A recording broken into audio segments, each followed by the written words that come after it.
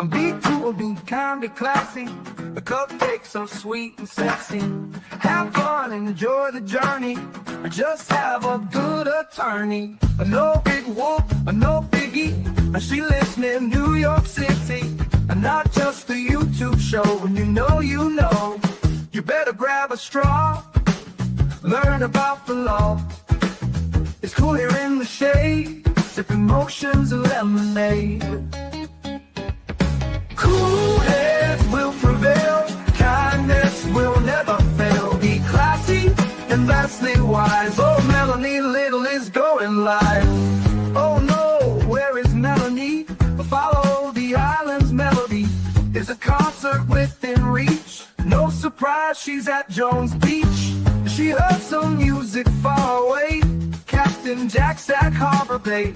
He sings and his piano plays. Not all sounds are waterways. Speaking Yiddish and Latin, it's not just for Manhattan. It's for Goethe and Machegas. Ridiculous that insanus. Oy vey, Marcus. Proset, that's for schmucks. Be cool, be kind, be classy. My cupcakes sweet and sassy. And not just a YouTube show. When you know, cool heads will prevail. Kindness will never fail. Be classy and vastly wise. Melanie Little is going live.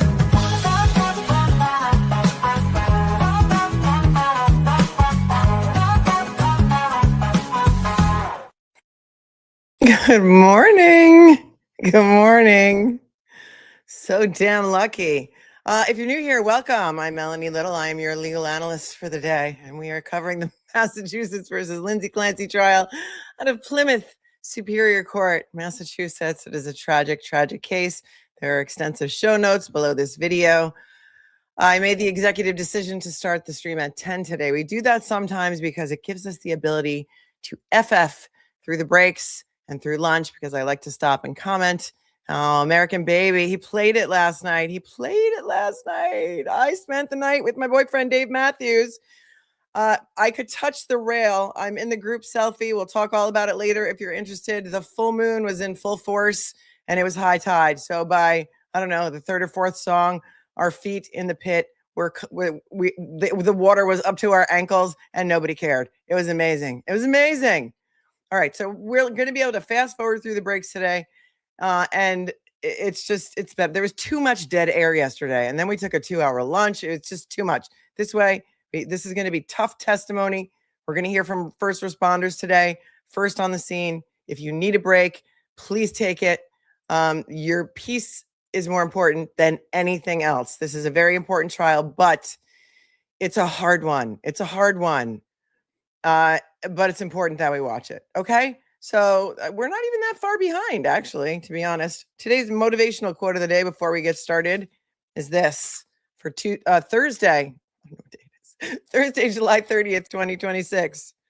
Robert Jordan said, you ready? The oak fought the wind and was broken. The willow bent when it must and survived. I mean, is that the perfect quote for this trial or what? The oak fought the wind and was broken. The willow bent when it must and survived. To anyone who needed to hear that today, there it is. My other pearl of wisdom today is buy the tickets. Buy the tickets. I spent last night with my favorite people in the world, as I do when I go see Dave, and it was amazing. All of my concert stuff, hello, focus, and clips live over on Instagram. So if you don't follow me on Instagram, I put some stuff on my story, and I posted a video that wasn't great. He played Fool in the Rain, and I actually went live if any of you were watching on Instagram so that you could be with me last night. And because the signal at Jones Beach isn't that great, it's not the greatest video, but the audio is killer. Fool in the Rain. I mean, how could you not, right? How could you not? Yeah, it's better for the West Coast people too, right? There's a lot of people who might have got impatient and went over to Law and Crime. And let me tell you something. I was just looking at the chat there for about 3 seconds when I pulled it up, and it's rough. I mean, you could try and go over there if you want, but it's rough. All right, here we go. Let's get into court. First witnesses on the stand. And remember, take breaks if you need it.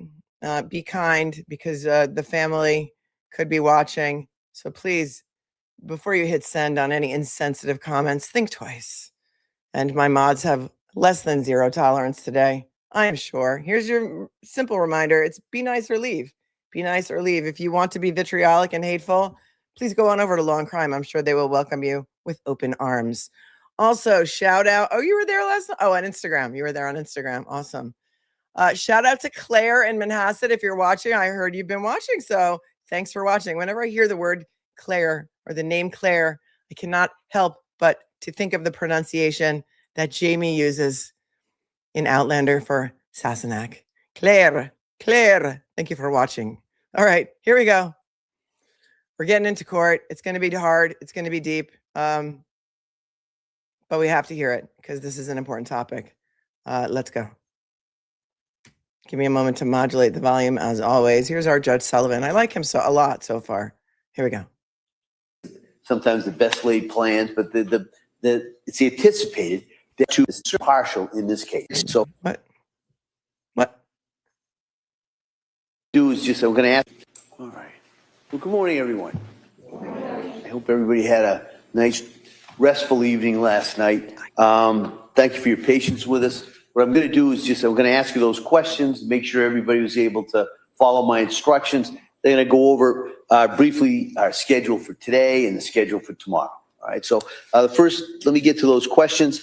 The first question is, any member of the jury read, seen, or heard anything from any source that would affect your ability to be fair and impartial in this case? No. All right.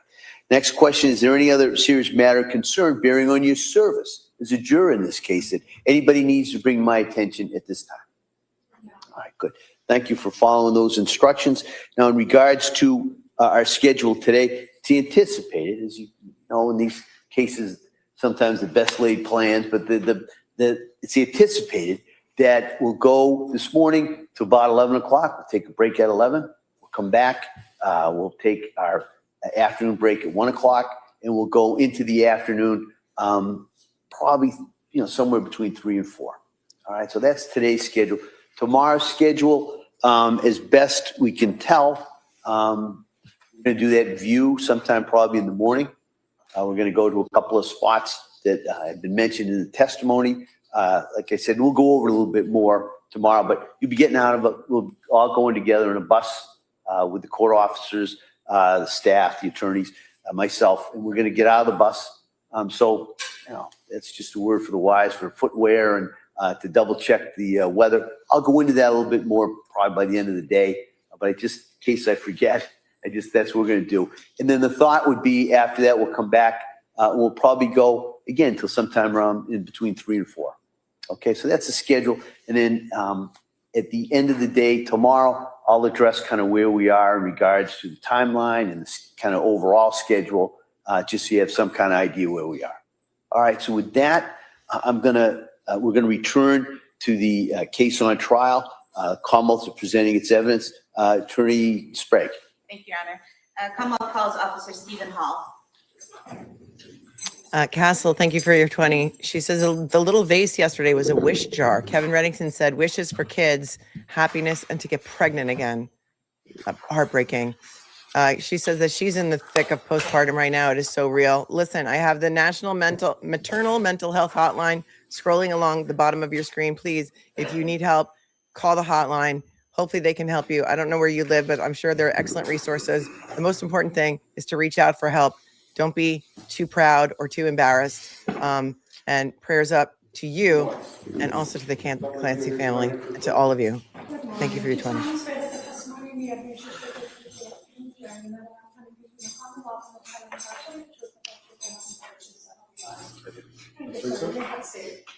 Sending you all the healing vibes. All right, good morning. Morning. Strength. All right. So I'm going to ask, keep your voice up so the jury can hear you. Yes. And with that, Attorney Sprague. Thank you, Your Honor. Good morning. Could you please state and spell your name for the record? My name is Stephen Hall, Stephenhall. And your date of birth? 3/26/1983. Where do you work? Work at the Duxbury Police Department. How long have you been a Duxbury police officer? Since 2015, so roughly 11 years. I want to direct your attention to January 24th, 2023. Were you working that day? I was. What shift were you working? The 4 to midnight. And would that be 4 p.m. to midnight? Yes. And were you in uniform? Yes. Were you in a marked cruiser? Yes. And were you on patrol? Yes. And being on patrol, were you alone or with a partner? I was alone. Further directing your attention to approximately 6:11 p.m. At that time, did you receive a dispatch to go to 47 Summer Street in Duxbury? I did. And do you recall approximately where you were when you received that dispatch? I was at the Lincoln Street Fields in Duxbury. And so how long did it take you to get from there to 47 Summer Street? 7 to 10 minutes. And did you go to 47 Summer Street? Yes. And what did you see? The law and crime feed is freezing. It's not you, it's them. So we're just going to have to work through it. It looks like it is so difficult for him to be even coming here today, to have to relive this. I'm sure this is the most, in Duxbury, the most horrific scene that he has had to ever respond to. Let's give him some grace and prayers. My God. When you arrived there? 47 Summer Street? Yes. And what did you see when you arrived there? When I arrived, it was just a house. There was a gate open on the left side of the house. I'll show you a few exhibits that have already been marked. Exhibit 32.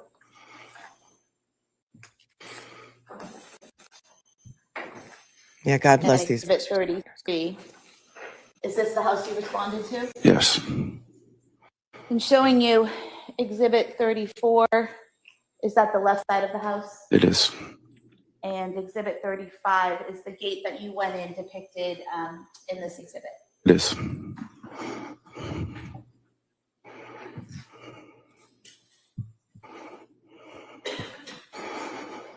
I think it's bad weather near the courthouse today, probably. and First officer on scene, I arrived simultaneously with Officer Josephine. and he also an officer with Duxbury Police. Yes. And so did you both head to that same direction, or did you go in different directions? We both went to the backyard as we were dispatched to. And you said you went to the left, correct? Yes. We heard a male voice calling for us on the left side. So. And that's where you headed? Yes. Okay. And did you encounter a male in the backyard? Yes. And did you later learn his name was Patrick Clancy? I did. What was his demeanor? He was upset. Didn't know what was going on. So. And did you see anyone else in the backyard? No. Did you see anyone on the ground? Yes. And who was on the ground? Miss Clancy. Is that Lindsay Clancy? Yes. And do you see her in the courtroom today? I do. Could you point to her? No issue with ID. Record may reflect the witness has identified the defendant. Thank you. Kevin Reddington is going to waive each of these witnesses getting up and pointing the finger at the defendant. Who's a witch? Who's a witch? She's a witch. She's a witch. So Handmaid's Tale-esque. Where was she positioned? She was on the ground if you were looking at the backyard on the right side.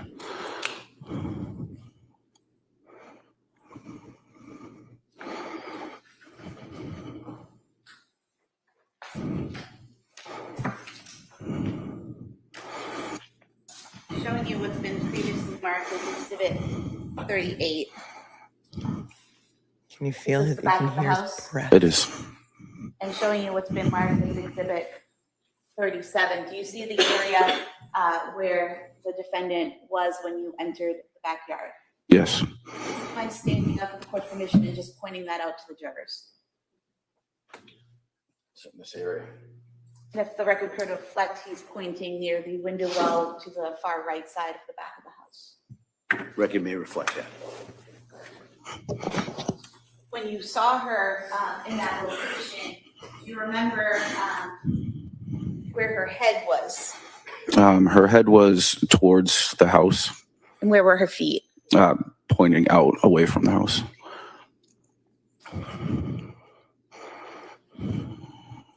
Are you trained in first aid as part of your job? Yes. And do you carry equipment with you in case you have to provide first aid to someone? Yes. When you saw the defendant on the ground, did you go to her and observe any injuries? She had cuts to both wrists and to the left side of her neck. The cuts to her wrists, were those actively bleeding when you saw them? No, they were not. When you saw the cuts to her neck, were those actively bleeding? No. Did you, based on your training and experience, feel the need to provide any medical care to those cuts or use any of the equipment you had to tend to those cuts? Not at that time. Was she conscious? Semi-conscious, in and out of consciousness. And what was she doing that gave you that indication? She would wake up and move around and then kind of just go still again. And when you say she would move around, what parts of her body was she moving? Just her head, really. Was she able to speak to you? She wasn't, no. Was she making any sounds? She was just like, it sounded like she was in pain. So something like moaning or something like that? Yes. All right, please do not come in here and rage bait. So say we all 76. Would chat feel the same way if the perp was a guy? Last I checked, men don't suffer from postpartum psychosis. Okay? They don't. They just don't. So the rage baiting is not going to be tolerated, but thank you so much for joining. I'm not putting up with that kind of crap today. This is a trial about postpartum psychosis specifically. Every case is different. There are there's no closed captions on live streaming. You can put them on your end, I believe, for me, but Law and Crime and anybody else who's live streaming, they just don't enable it. I'm really sorry, Bodie, but I can't do it.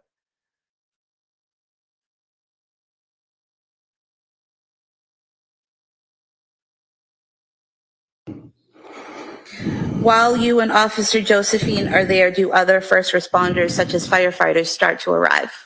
Yes, they started to arrive, and I went to the to gate to direct them where to go. And how did you know they had arrived? You could hear the sirens. So you heard the sirens and went to the gate to tell them to come to that side? Correct. While you were doing this, did Patrick Clancy stay with you? At one point, he went inside to say he was going to check on his children. And did you see what entrance he used to go into the house? He went towards the backslider.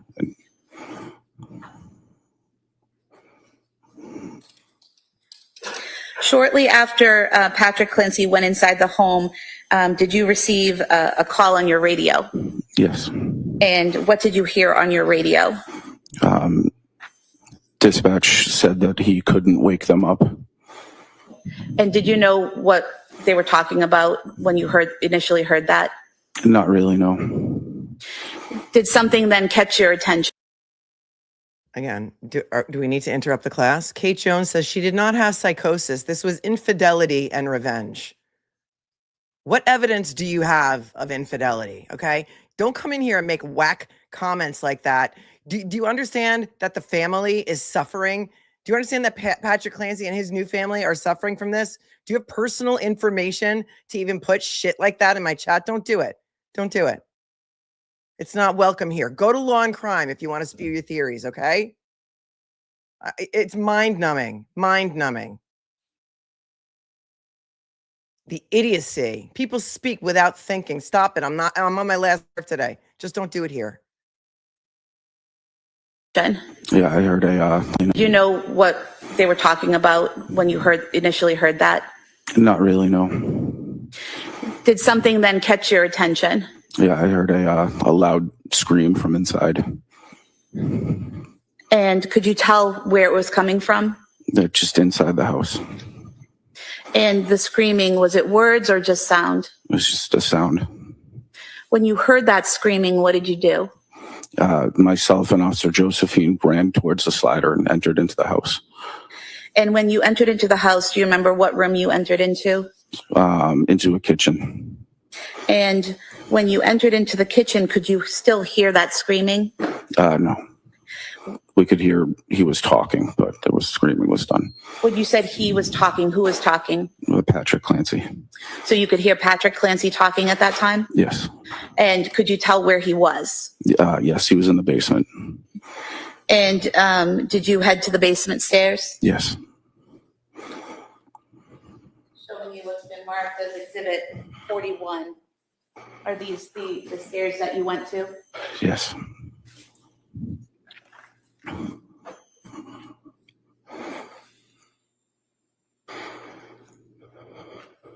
Did you go to the bottom of the stairs? I did. Once you got to the bottom of the stairs, is it accurate that you either have to go right or left? Correct. Which direction did you go? We heard Patrick Clancy talking from the right, so we went in that direction. Could you hear what he was saying?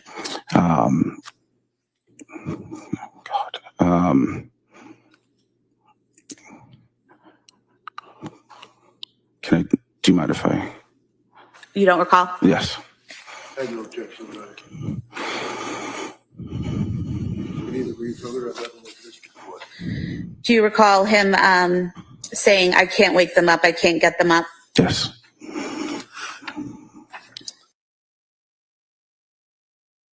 It's going to be rough. He said, do you mind if I, and I think he was telling her that he wanted to see the report so that he could read it from the report or refresh his recollection. And I'm sure like many of us have the trauma response of trying to forget about or block out things that are this traumatic. And Kevin Reddington said, listen, if he needs the report, give him the report. But now she's going to read from the report. Take it back a sentence. We need to read further of that in the district court. Do you recall him saying, I can't wake them up, I can't get them up? Yes. And do you remember his demeanor as he was saying that? He seemed very upset. What did you do in response to that? He came from a back room, so we ran into that back room.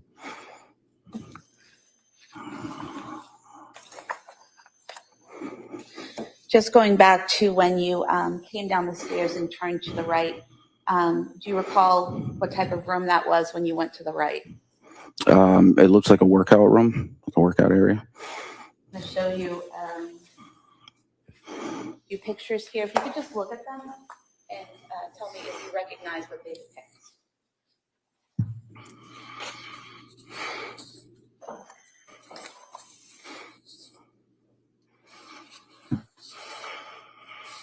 Yes.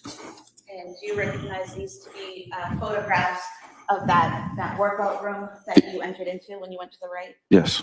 We could have these marked as the next few exhibits. Objection. All right, those may be admitted. 4 exhibits.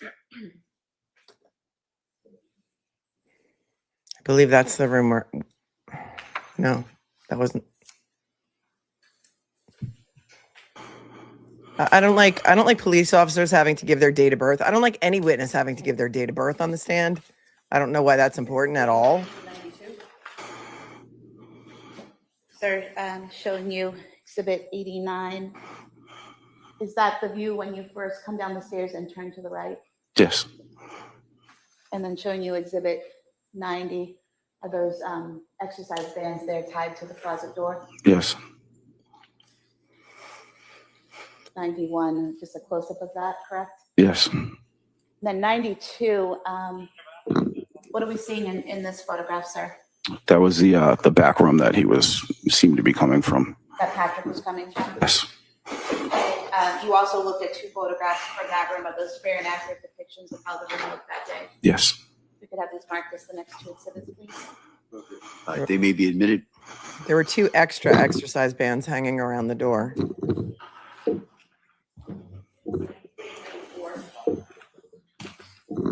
Sir, did you head to that back room? I did. And what did you see when you got to that back room? Just past the door on the left side, there was a body of a young child. And do you remember what position the child was in? He had his feet towards the door and his head towards the wall. And was he on his back or his stomach? Or... He was on his back.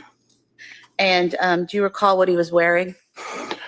He was shirtless. I believe he was just in a diaper or underwear of some sort. And showing you Thank you. Exhibit 93. If you wouldn't mind just pointing out where you saw his body. Okay, this is going to be a photo without his body, please. Record reflects he's pointed to the area of the yellow exercise band. It may reflect that. And sir, that yellow exercise band, did you see that in that position when you saw the body of the child on the floor? Yes. Exhibit 94. Was it that position? There's no blood or bodily fluids on the floor. It looks completely bare. Sir, did you later learn that child's name was Dawson Clancy? I did. And can you describe his physical appearance when you saw him? He was discolored, like a bluish purple. Do you remember what his face and neck looked like? No.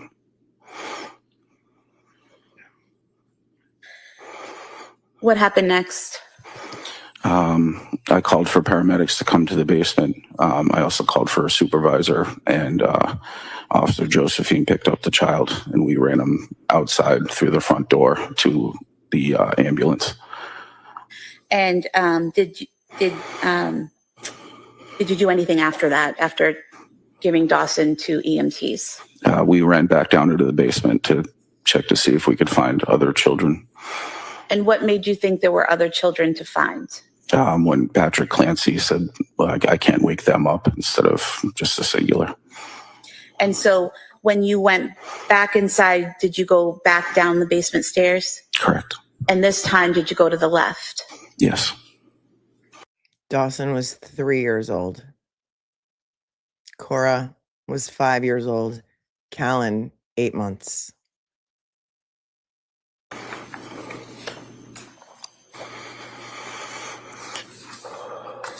Sir, showing you a series of photographs. You could just tell me if they clearly and accurately reflect how the left side of the basement looked on January 24th, 2023 when you went in there. Right, just for the record, they don't need to lay a foundation. I agree to the photographs, no objection to any of them, so we don't have to go through all the All right, foundations. thank you. All right. You recognize those? Yes. Could I just mark this the next exhibits, please?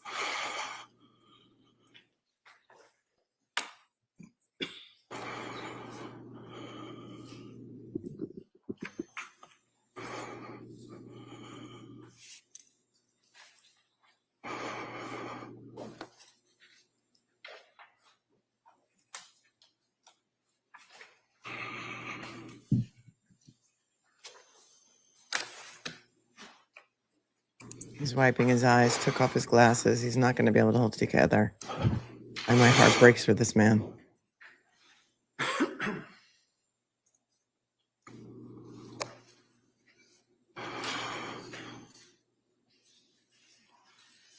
Exhibits 95 to 102. Mark. Thank you. Sure. Sir, showing you what's been marked as Exhibit 95. Is this what you saw when you went down the stairs and went to the left, that first view? Yes. And then showing you Exhibit 96, is that a further view as you go into the room? Yes. Now, That room is carpeted, and there does look like there is some blood staining on the carpet. when you went into The banner was covering most of it. that room, what did you see? There were two children on the floor, motionless, and EMTs and paramedics were working on them. And did you later learn that those children were Cora Clancy and Callan Clancy? Yes.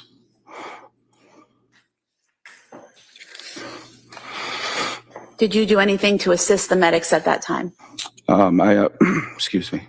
I asked if they needed any equipment. And did they ask you to get some equipment? They asked me to grab a heart monitor. And did you do that? I went and found the fire captain to ask where I could grab one. And he was pretty upset. So I ended up going back downstairs into the basement. At some point in time, actually, If I could show you Exhibit 96 again and just ask if you could just point to us where you saw each child. Okay.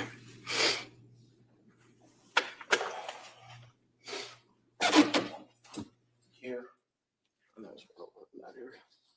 So for the record, the first area you pointed to was in between the blood stain and the black exercise band, is that correct? Correct. And then the second area was over toward, in front of that small nightstand or some type of shelving unit. Yes.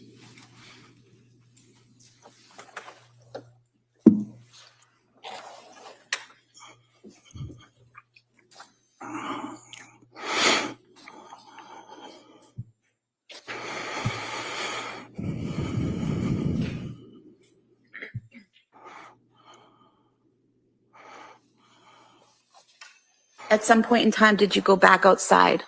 Yes, they stated they need an officer with Lindsay Clancy. And I'm going to show you a photo here outside near that window well that's towards the right of the house. Is that where Lindsay Clancy was, where that medical debris is? Yes. And just showing you another photograph. Is that just showing further to the right in a broader area of that same scene? Yes. I could have the There is snow on the ground for those of you who were wondering. close-up mark as the next exhibit and the broader photo as the All following. right, they may be admitted. It's 103 and 104.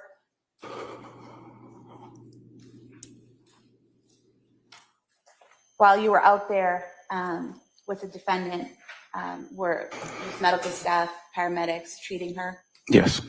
And did you happen to look up? Yes, I did. What did you see when you looked up? There was an open window with blood marks around the window. And did you also see blood marks on the shingles below that window? I did. Showing you a photograph here. So up at the top, is this the open window you're referring to? Yes. Zooming in on the shingles here to the left and right, just below that window, are those the blood marks you're referring to? Yes.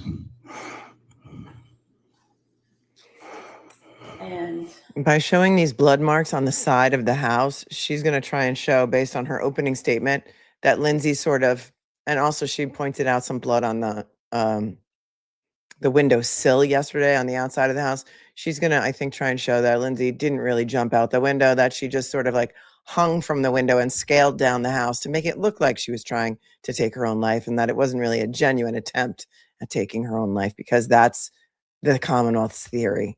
In addition to Lindsay Clancy, she didn't have a nanny anymore. And, her kids were too much and she didn't have the life that she wanted. So she just wanted to get rid of them. And she was too controlling. Remember the detailed notes that she left for the nanny, what time to do what, and the schedules of the children. It's outrageous. here in this photograph, you had mentioned blood marks on the upper window. Is that what you're referring to? Yes.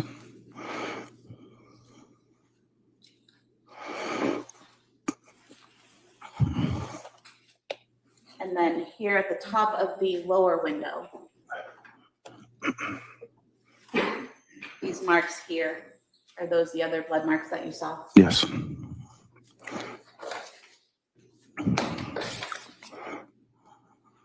If we could have these photos marked as the next exhibits. All right, they may be admitted.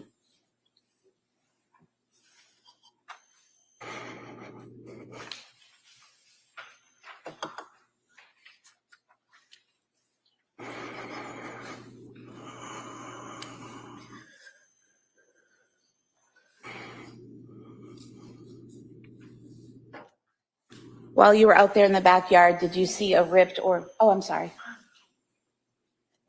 105 through 108. While you were outside, did you see any ripped or torn screens on the ground? No.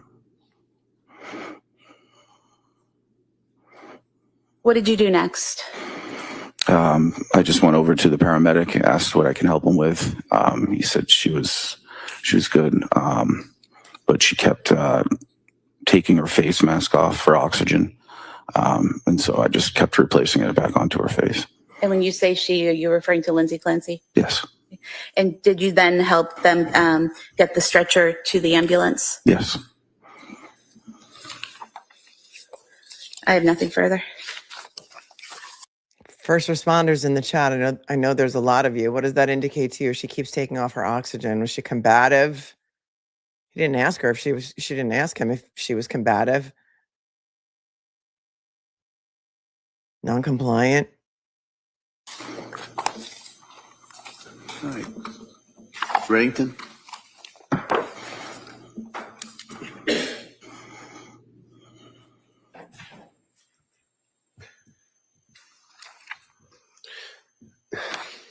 Thank you for your incredible service. Thanks.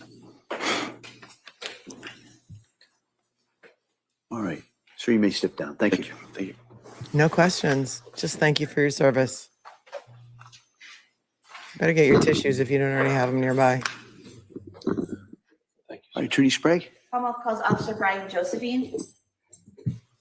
We have a little bit of room to move here.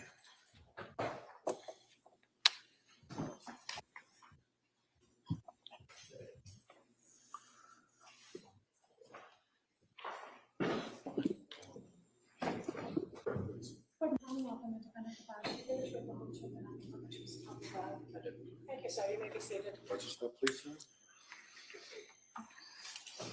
All right, good morning, sir. All right, counsel? Thank you. Good morning. Could you please state and spell your name for the record? Brian, B-R-I-A-N, Josephine, J-O-S-E-P-H-I-N-E. And what's your date of birth, sir? June 13th, 1990. And where do you work? I work at the Duxbury Police Department. How long have you been a police officer? I started there in April of 2020. And did you work for the Plymouth Police before that? Yes, I did. And how long did you do that? Almost 5 years. What is your current role? I am patrol officer. Back in January of 2023, what was your role with the Duxbury Police Department? I was the school resource officer for Alden and Chandler. I work with kids, kindergarten through 5th grade. Directing your attention specifically to January 24th, 2023, were you working an overtime shift that day? Yes, I had picked up an overtime shift. And what shift was that? It was 4 to midnight, but I was scheduled to work till 8 p.m. 8 p.m.? Yes, ma'am. Okay. So you were scheduled to be there from 4 p.m. to 8 p.m., is that correct? That is correct. And you were in a cruiser, in a marked cruiser in a uniform? Yes, I was fully dressed in Duxbury police uniform. I was in a marked cruiser, Duxbury Police 172. And did you receive a dispatch at approximately 6:11 p.m. to go to 47 Summer Street in Duxbury? Yes, we did. And when you say we, were you with a partner or were you alone? No, I was by myself. We ride single in a cruiser there. Okay. So when you say we, do you mean that it was dispatched to all officers on patrol? So usually with critical incidents calls, they put it over to dispatch and they'll say, Duxbury police cars, start making your way to a certain address. That way everyone can get there as quickly as possible. Okay. And so then you knew at that point to go to 47 Summer Street. Yes, ma'am. And approximately how long did it take you to get there? I would say anywhere from 3 to 4 minutes. So you were relatively close by when you received the dispatch? Yes, I was. Okay. And when you arrived at 47 Summer Street, what did you observe? Dispatch was giving me description of the house. It took probably 15 seconds for me to identify the house. Parked in the street. I saw the number of the house and I made my way. I believe it was a mudroom that I went to.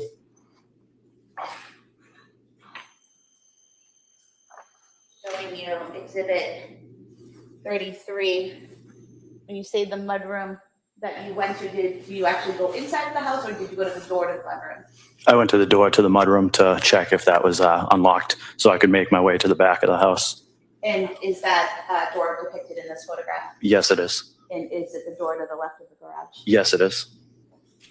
And was the door locked or unlocked? It was locked at that time. So what did you do next? I radio dispatch just for confirmation of where that party we were trying to get to was located. They told me it was around back of the house, so I tried to make my way that way.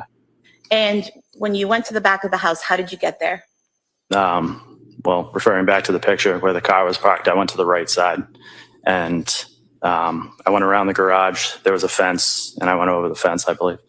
So showing you Exhibit 33, again, you went by these cars and around the house to the right. Yes, that's correct.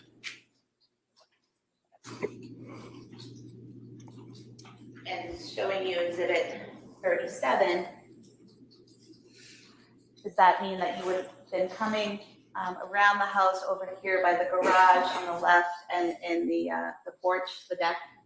Yes, that's correct. And when you came around there, what did you see? I made my way. I observed two parties, one lying in the ground and one standing over it.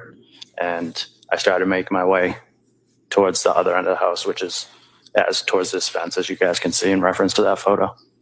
And so when you say the other end of the house, are you talking about this area here, the father's furthest right two windows? Yes, that is correct. And the person that was standing, did you later learn that was Patrick Clancy? Yes, I did. And the person on the ground, did you later learn that was Lindsay Clancy? Yes, I did. And at some point in time, was Officer Hall also back there with you? Yes, he came from this side over here, the opposite direction in which I came. So facing the house, he would have come around the left side of the house if you're facing the house? Yes, he parked on the street and came from this side, the opposite of where I came from. Okay. And do you recall what Patrick Clancy was doing when you first saw him? He was standing over Lindsay at that point. It appeared that he was trying to communicate with her. I observed him with a cell phone. It was kind of down by his side, so I don't know if they were talking or what, but it was probably a split second, and then he turned in my location, saw me because I was illuminating the yard with my flashlight, and then that's when me and him crossed paths. Okay.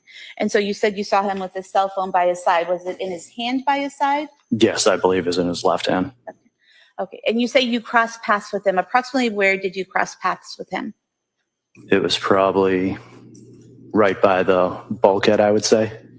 And so in the photograph to the right of the deck is the bulkhead, is that correct? That is correct. And where was he headed? He was heading, I believe, up towards the deck. Yeah, obviously I didn't know it at that time, but he was just walking past me pretty fast in an abrupt manner. So. And did he say anything to you as he passed? No, he did not. And after you crossed paths with Patrick, where did you go? I went to the female party. And did you speak to her? I attempted to. And what did you say? I just was trying to get basic information, where she was hurt, where she needed attention, anything I could do to kind of help her until fire arrived. And did she respond to your questions? She mumbled, and it wasn't a definitive answer. Did you observe any injuries? Yes, she was laying on the ground. There was cuts to her right wrist, I believe, and to the right side of her neck. And were those cuts actively bleeding at that time? They were bleeding, but not profusely. Did you, are you trained in first aid? Yes. Did you feel the need to put pressure on those wounds immediately? No. We also carry medical equipment such as tourniquet, gauze, stuff like that. And I believe due to the circumstances that I didn't need to utilize those tools.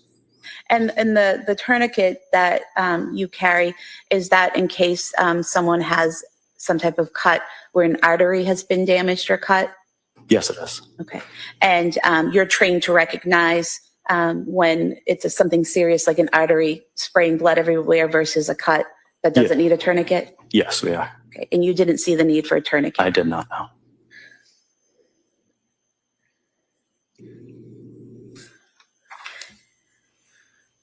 And based on your... So it was just a half-assed attempt to cut her carotid, right?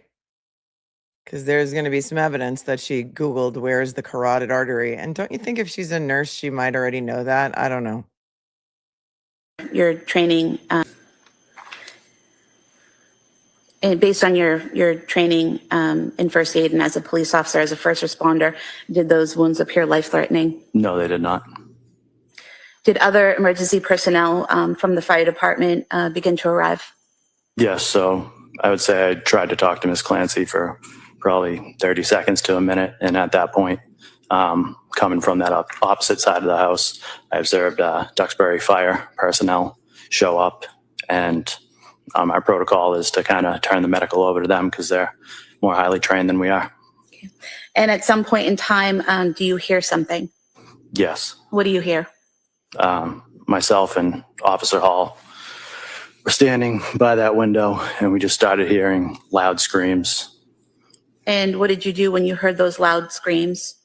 We immediately were trying to figure out where they were coming from. I'm not sure if dispatch or something came over the air and said something about the basement, but we both just started making our way back towards the deck part of the house. Did you go in through the sliding glass doors? Yes, we went up the deck and through the sliding glass doors into the kitchen. And did you then head to the basement? Yes. Okay. And could you hear any sounds coming from the basement as you entered the kitchen? Yes, it was the exact screaming that I heard from the window. And did you go down the stairs to the basement? Yes, we did. And did you see anything as you went down the stair after you went down the stairs? So we went down the stairs and there was a picture at the bottom of the stairs, I believe, of Lindsay and Patrick. And the basement splits off into two, a right and a left area. And the screams were coming from the right area. So that's where we directed our attention to first. Okay. And did you see Patrick? Yes. That right side opens up and it's like 2 rooms, I believe. So we went into the first room, which was kind of dark and there was some cluttered stuff around, and Patrick was in that back room at the time.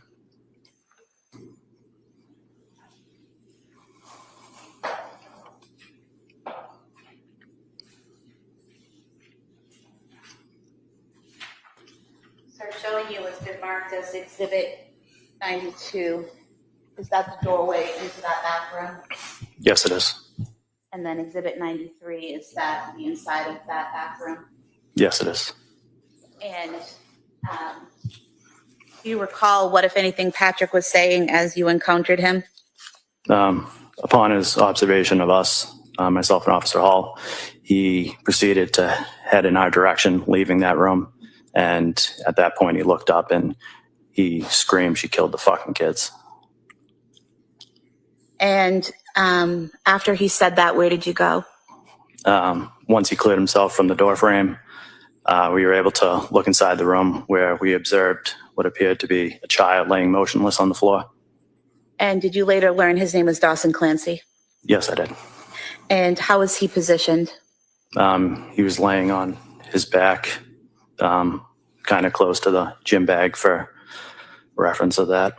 Showing you Exhibit 93 again, you referenced the gym bag. Is that the bag to the left of the child's toy? Yes. And so you're saying that he was in that area when you first saw him? Yes, he was. And do you recall whether he was on his back or his stomach or something else? He was on his back. And do you recall his physical appearance? Like I said, he was laying on his back. His head was tilted to the right-hand side. Looked at him kind of in the face area once we got closer, and his face was white, gray, lips were blue, eyes were bloodshot. Looked like blood vessels were popped in his eyes. Did you notice any injuries to his neck?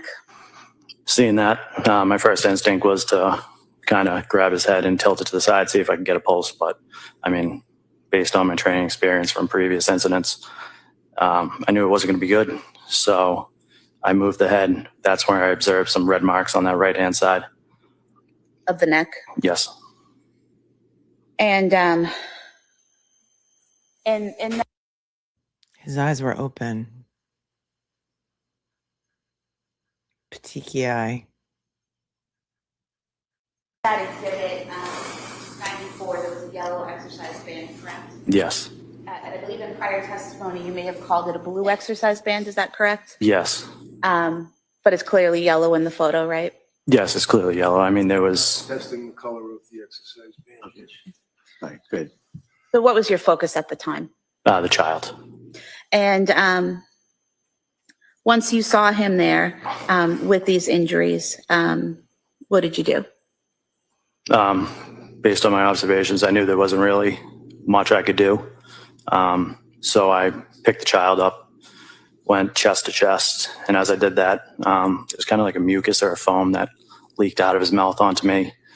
I grabbed him, went back towards the way we came down into the basement, and I headed up to the stairs where Sergeant Homestead was coming down the stairs, and I started yelling to him to get out of the way. Went back up the stairs and then into the kitchen directly adjacent to the stairs. There's the front foyer, like hallway, and I went out the main door into the driveway. And was there an ambulance in the driveway at that time?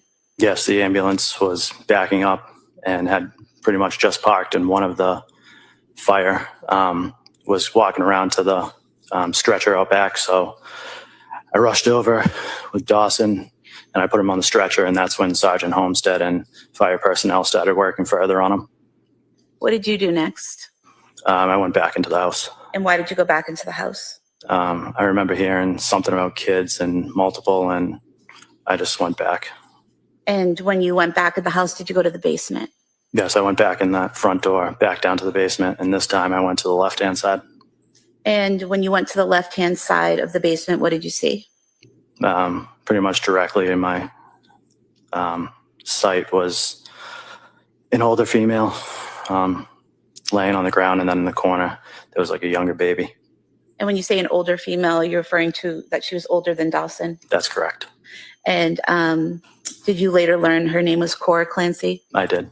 And did you assist in treating her? Yes, I did. What did you do? So when I got down to the basement, 2 fire personnel were already on scene. One was working on the baby and one was working on Cora. Communicated with them. We worked together, and I took over doing chest compressions of Cora. And were you able to see any injuries on Cora at that time? Yes. She had kind of the same injuries that I explained with Dawson. The pale tint, bluish lips, bloodshot eyes, blood vessels popped. But this time she also had like dried blood around her mouth. And did you also see an area of blood near her on the floor?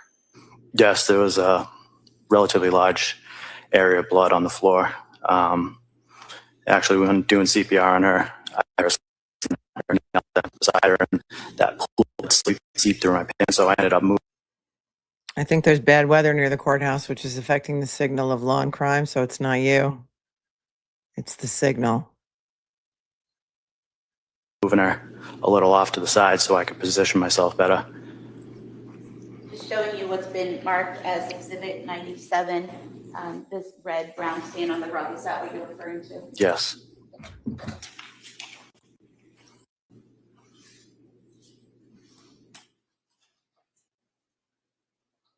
While you were doing chest compressions on Cora, what was the firefighter doing?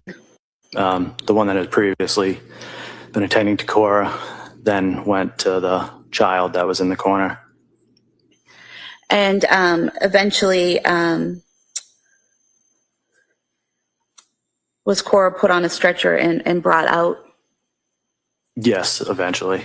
I think the baby was brought out first, because I think they mentioned at some point they might have found like a faint pulse or something like that. So they got him out first, and then we were able to get Cora up. So that entire time while you're in the basement, are you still giving chest compressions to Cora? Yes.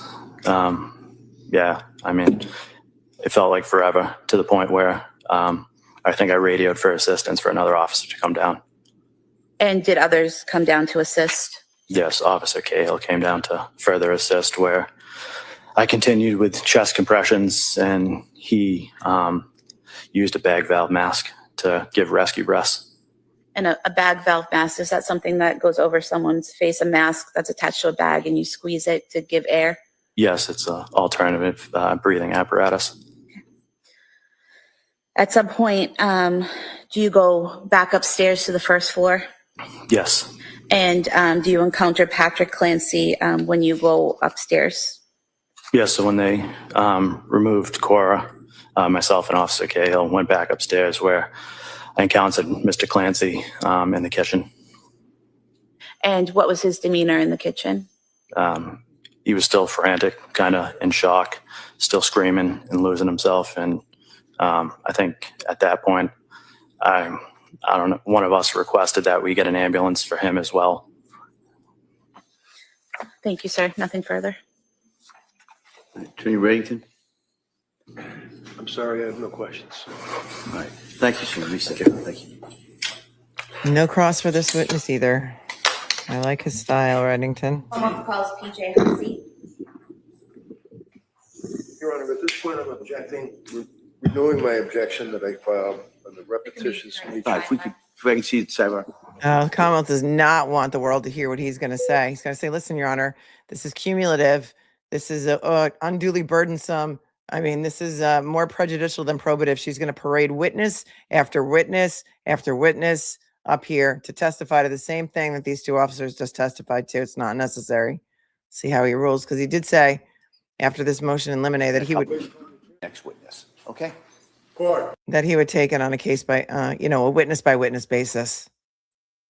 Your legs will bring you right back in a couple of minutes with the next witness, okay? Okay, so they're going to All argue right, outside the sure. presence of the jury. They're sending the jury out. We're just a little bit behind, not too bad.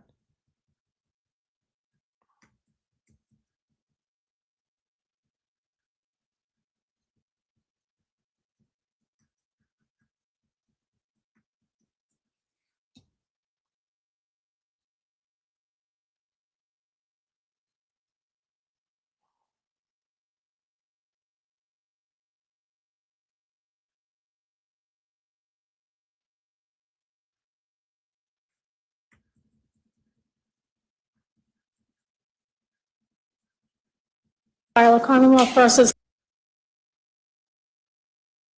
Back to the trial of Commonwealth versus Lindsay Clancy. All parties are present, including the defendant and the 18 jurors. All right. Commonwealth, ready to call your next witness? Yes, Commonwealth calls PJ Hussey.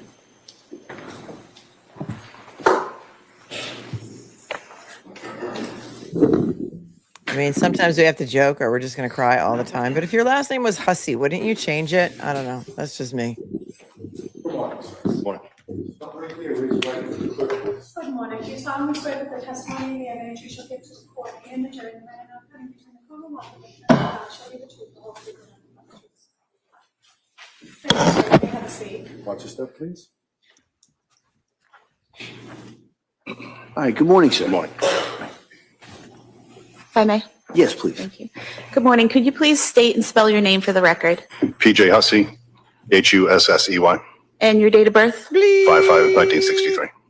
Where do you work? Duxbury Fire Department, And how long have you been a firefighter? 32 years. Are you also a paramedic? Yes. What's the difference between an EMT and a paramedic? Paramedic has advanced life-saving skills, intubation, and medicine we can use on the patients. And is there a certain type of training that you have to have as a paramedic? Yes, every 2 years. And to first qualify as a paramedic, what do you have to do?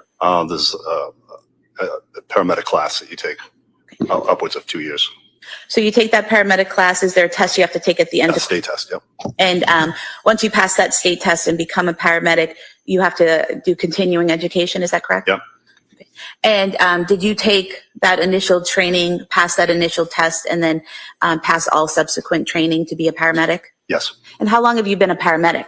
About 17 years. What is your current role with the Duxbury Fire Department? I'm a captain, which is considered a shift commander. And in January of 2023, were you in that same role? Yes. What does a shift commander do? Oversees the operations of the town as far as firefighting and medical services. How many fire departments, or stations rather, how many stations does Duxbury Fire Department have? Duxbury has 2. And how far apart are they? About 10 minutes apart. And are they staffed differently from Yes. each other? Yeah. And how are they staffed? At the central station, there's a captain and usually 3, and the other station, there's 2, just 2 firefighters.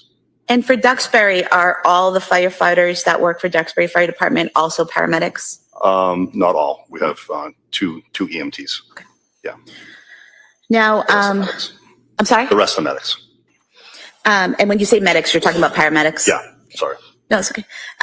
So directing your attention to January 24th, 2023, were you working that day? Yes. And what shift were you working? My own shift, my group, shift 1. And what is shift 1? It's just we have four shifts, and I'm just group 1, shift 1.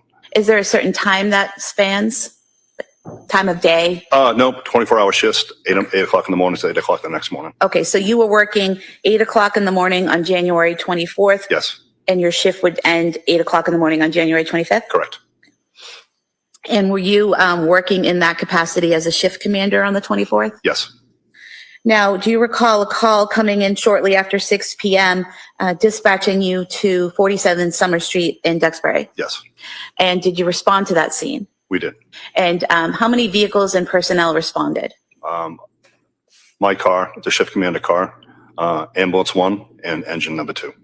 And what was the personnel in each of those vehicles? Not names necessarily, but how many people? We put, usually it's 2 in the ambulance, but because of the severity of the call when it first came in, we put 3 people in the ambulance, a driver plus 2 medics in the ambulance, and then 2 firefighter medics in the engine from the other station. So that would be 6 people in total? 6 total. Yeah. And did you have anyone from the second station respond initially? We all came at the same time. We all got dispatched at the same time.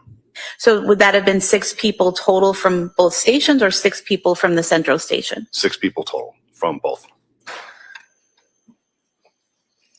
And when you arrived on scene, what did you see upon arrival? There's a couple of police cruisers that were there already, just beat us in. And then we had to go up back to where the patient was located. And when you refer to the patient that was out back, was that Lindsay Clancy? Yes, And did you head to the backyard? yes, And did you see her on the ground? I did. And were you personally treating her, or was it the other paramedics that The were other doing? paramedics were treating her. Okay. Yep. And what were you doing? Just supervising the call, just make sure things are handled appropriately as a shift commander.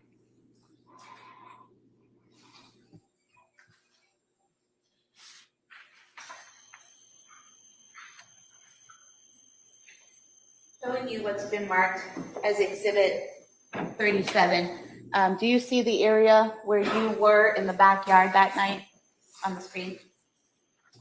Yes. If you wouldn't mind standing up and just pointing where you were.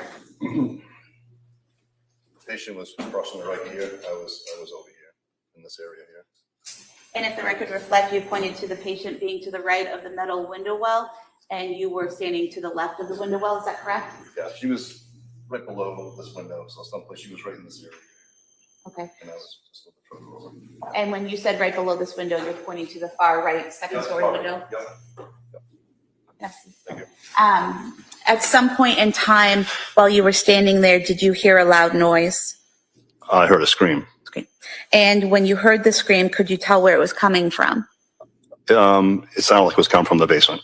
And did you look anywhere in particular? Yeah, I was able to look through the basement window and able to see a male person downstairs. And when you say the basement window, are you referring to that first Yes. Metal window Yes. well? Yes. That was in Exhibit 37.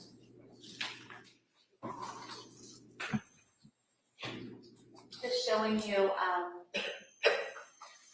again on the screen here, what's been marked as Exhibit 50.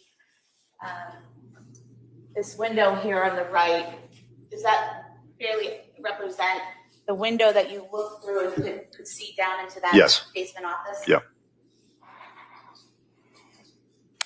And was the light on in the basement office when you A looked in? light was on, yes. And what did you see when you looked in the window? After I heard the scream, I saw a older male gentleman, now knowing it was Patrick Clancy, unwrapping something from a child's head.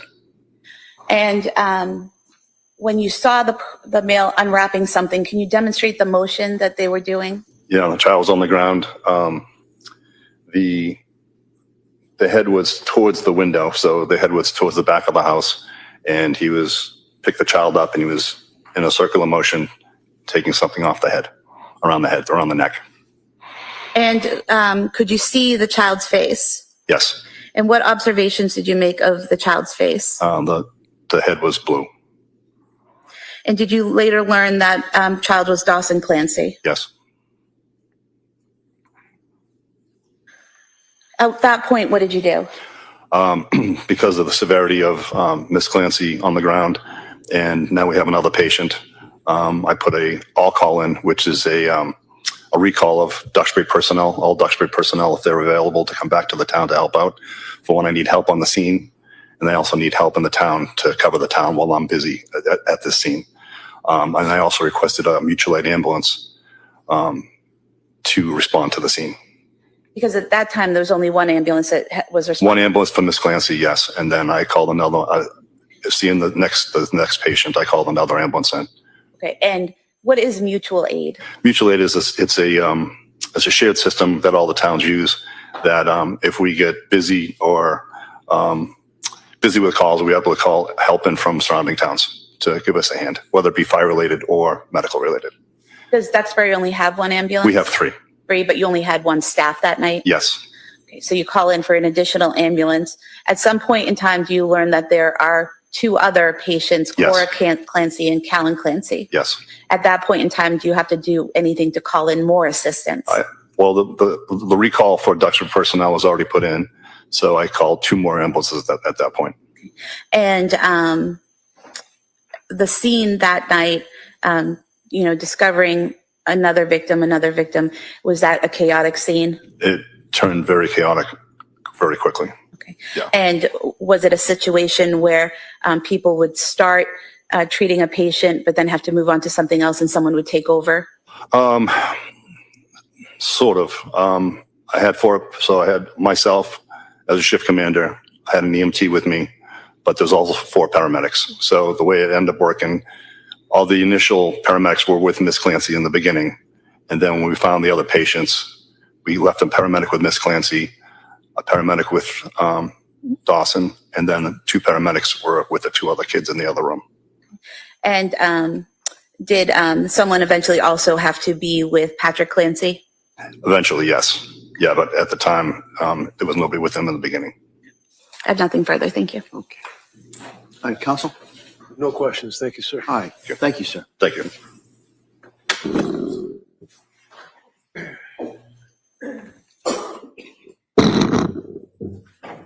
So far, we've heard from 3 witnesses. Oh my God, Trudy is she Buckingham. wearing a bow on the back of her head? Oh, for the love of the traveling Mary. These details are important. They are important. We've heard from 2 police officers and a paramedic.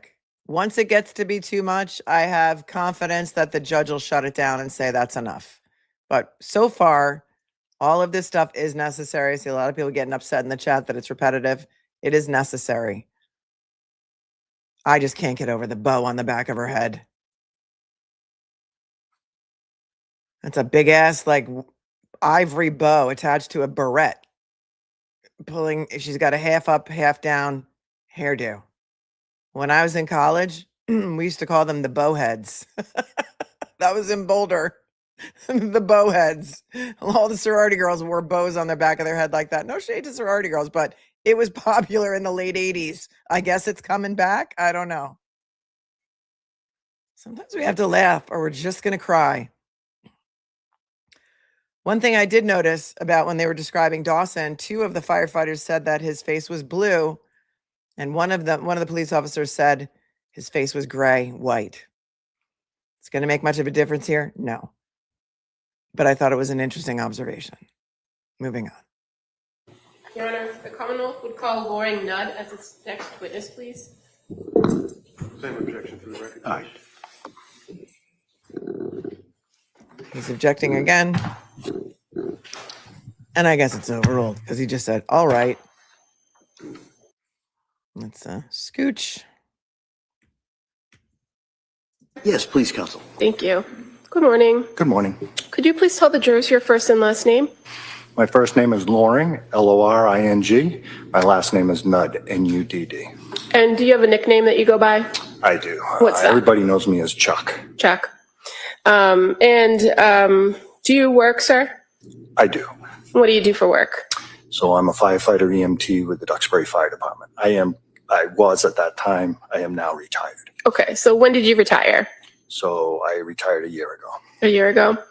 And so how long had you been working with Duxbury Fire before your retirement? A little over 30 years. 30? And can you explain what your role was as a Duxbury Fire? She didn't ask him his date of birth. Firefighter? So if I was an EMT, which 80% of our calls are probably that related. So I would assist a paramedic, or I would drive the ambulance, or whatever was necessary at the time. And then we were also did fire suppression, and we were all trained in that and went to the academy and all that. Okay, and can you tell us what the difference is between an EMT and a paramedic? So a paramedic requires another year or two of training, and they're able to prescribe meds. I mean, not prescribe meds, excuse me. Give meds that they have according to what they need to do. They can also read the monitor that shows rhythms in the heart and what have you. Is it fair to say that as an EMT, you're trained in basic life-saving techniques, Correct. while a paramedic is advanced life-saving techniques? Correct. And so at Duxbury Fire Department, is it also fair to say that each and every firefighter has that dual role of either being an EMT, a paramedic, and a firefighter? Yes, some are. There might be one EMT, just a basic, where most of them are the medics but we're all firefighters too. Okay.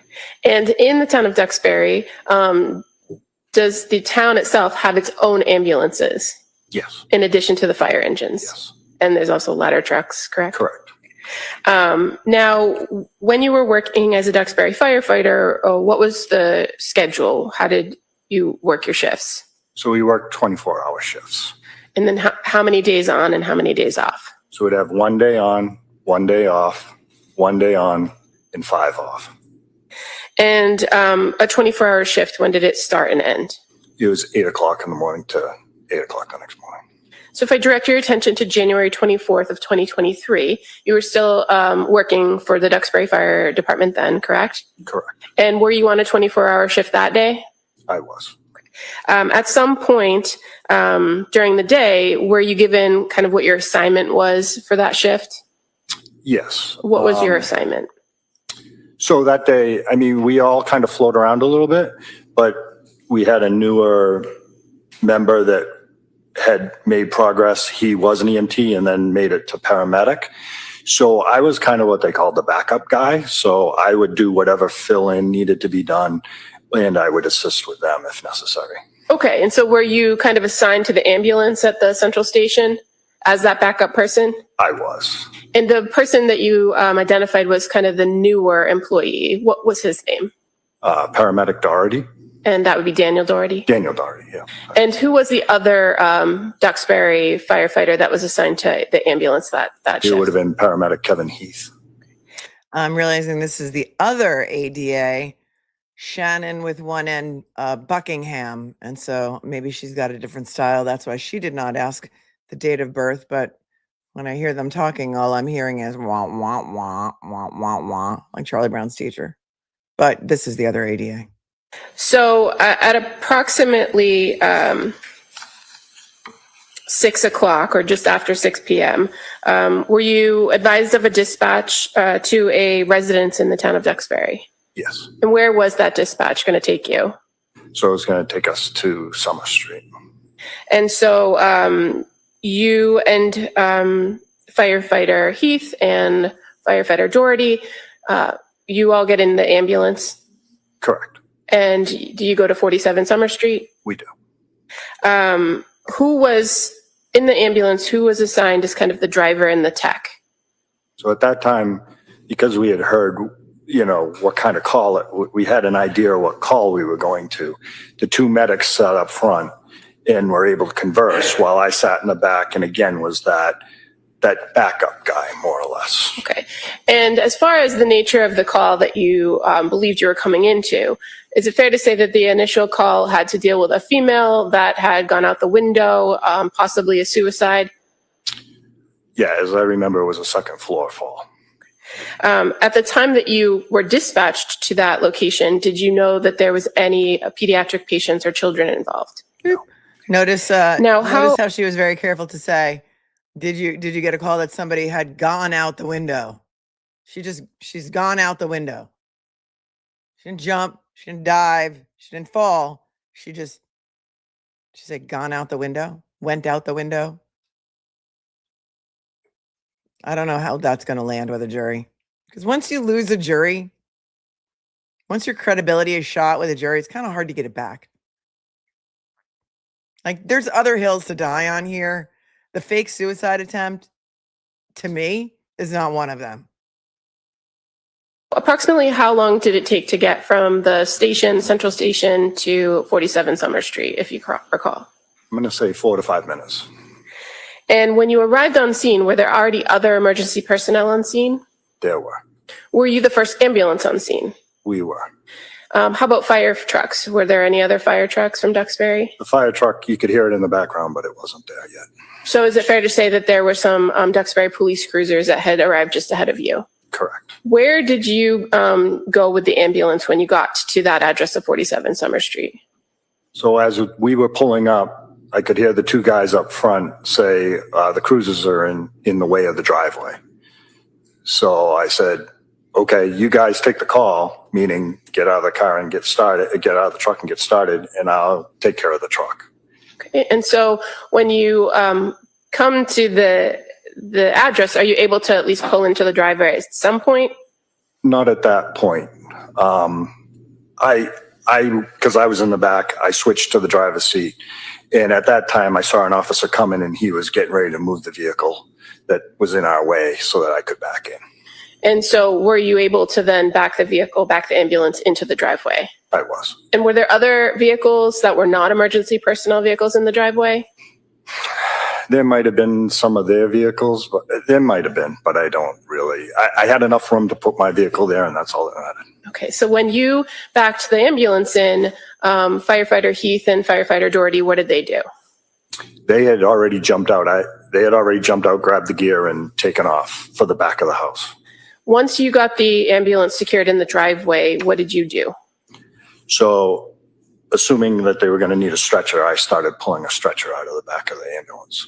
And again, you said you backed the ambulance in? Correct. As you were pulling the stretcher out of the back of the ambulance, did you observe somebody coming from the house? Yes. What did you see? One of the police officers was carrying a child.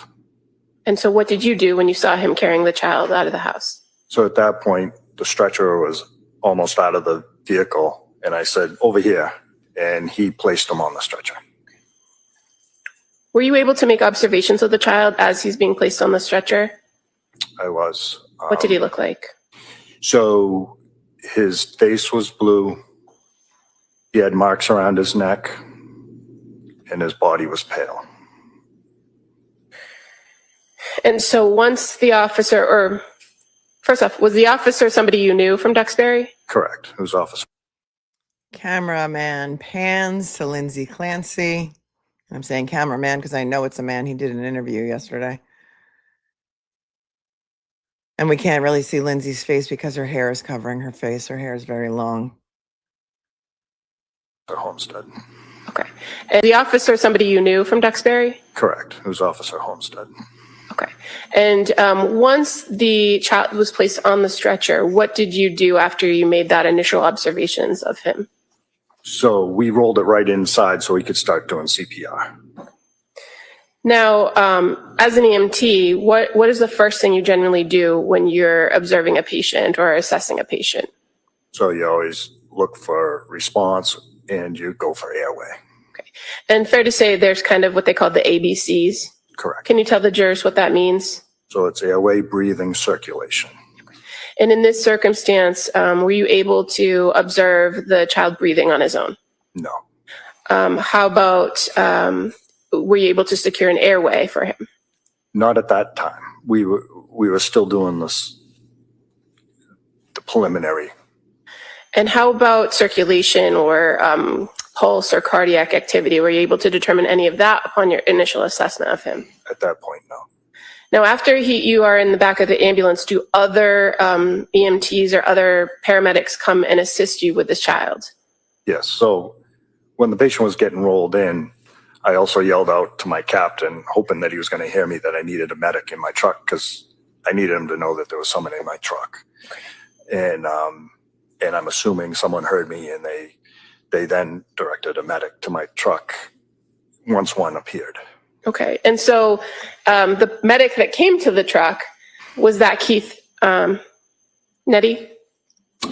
Yes. And that was not the original person who went to the scene with you in the ambulance, was it? Correct. And what happened when you had the child in the back of the ambulance? What did you guys do to try to tend to him? So we were doing CPR, and then there was he wanted to check the monitor. So we got the monitor out. Okay. And with the monitor, what was the monitor supposed to be looking for? Heart rhythm. Okay. And so do you have to kind of hook that up to the patient in order to assess whether there's any activity? Correct. And those monitors that you have in your equipment, do they do anything more than just check for heart rate? The paramedic can then look and see what kind of, not just a heart rate, but a rhythm.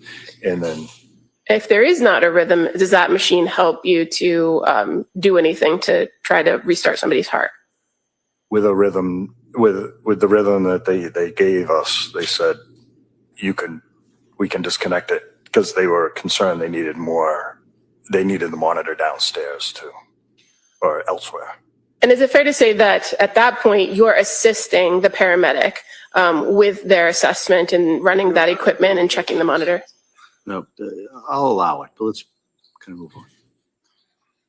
I'm sorry. That's okay. Re-ask that. Are you assisting the paramedic at that point to treat the child in the ambulance?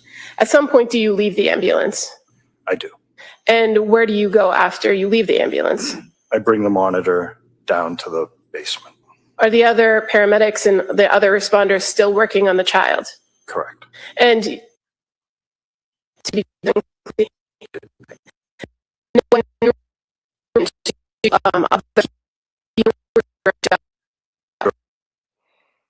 That's not you. That's the feed. basement. Because my they said they needed equipment in the basement.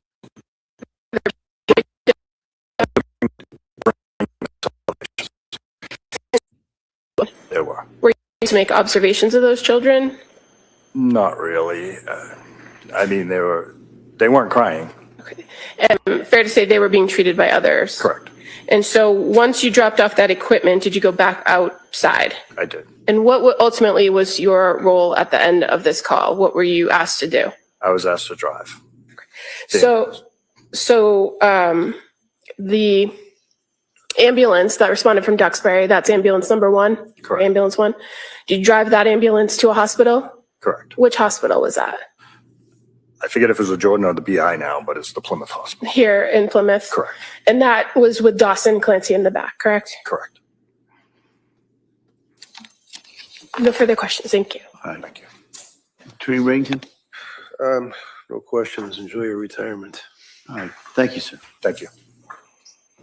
No questions. Enjoy your retirement.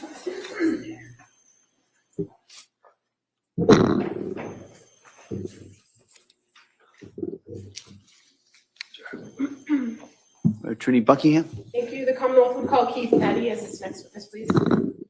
Same objection, Your Honor. Same objection. Thank you, Julie Jensen, for gifting 5 memberships. You're amazing. The testimony in the evidence issue. We're going to hear more of the same, I'm sure. You may have a seat. All right, counsel. Thank you. Good morning. Good morning. Could you please tell the jurors your first and last name, please? First name is Keith. Last name is Nettie, Nette.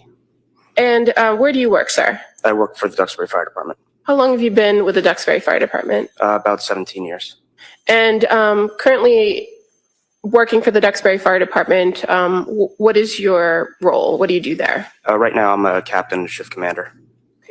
And are you a firefighter as well as a trained paramedic? Yes.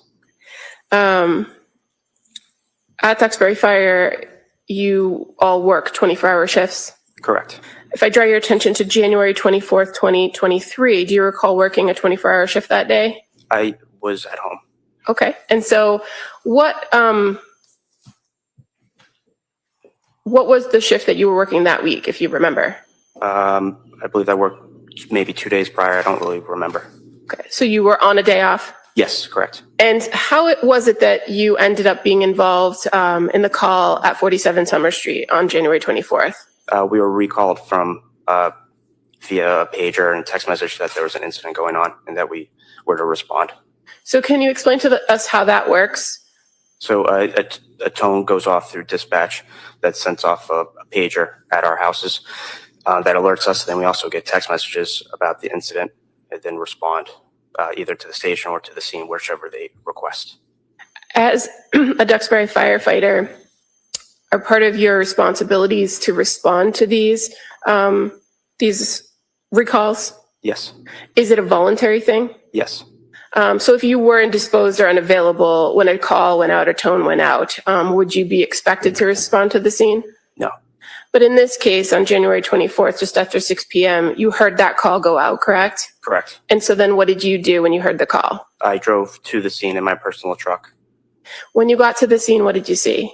I saw police and fire vehicles, and then I walked up the driveway and walked into the back of the ambulance. Now, when you arrived and saw police, that was Duxbury Police? Correct. And the fire personnel that was on scene, who was on scene, if you remember?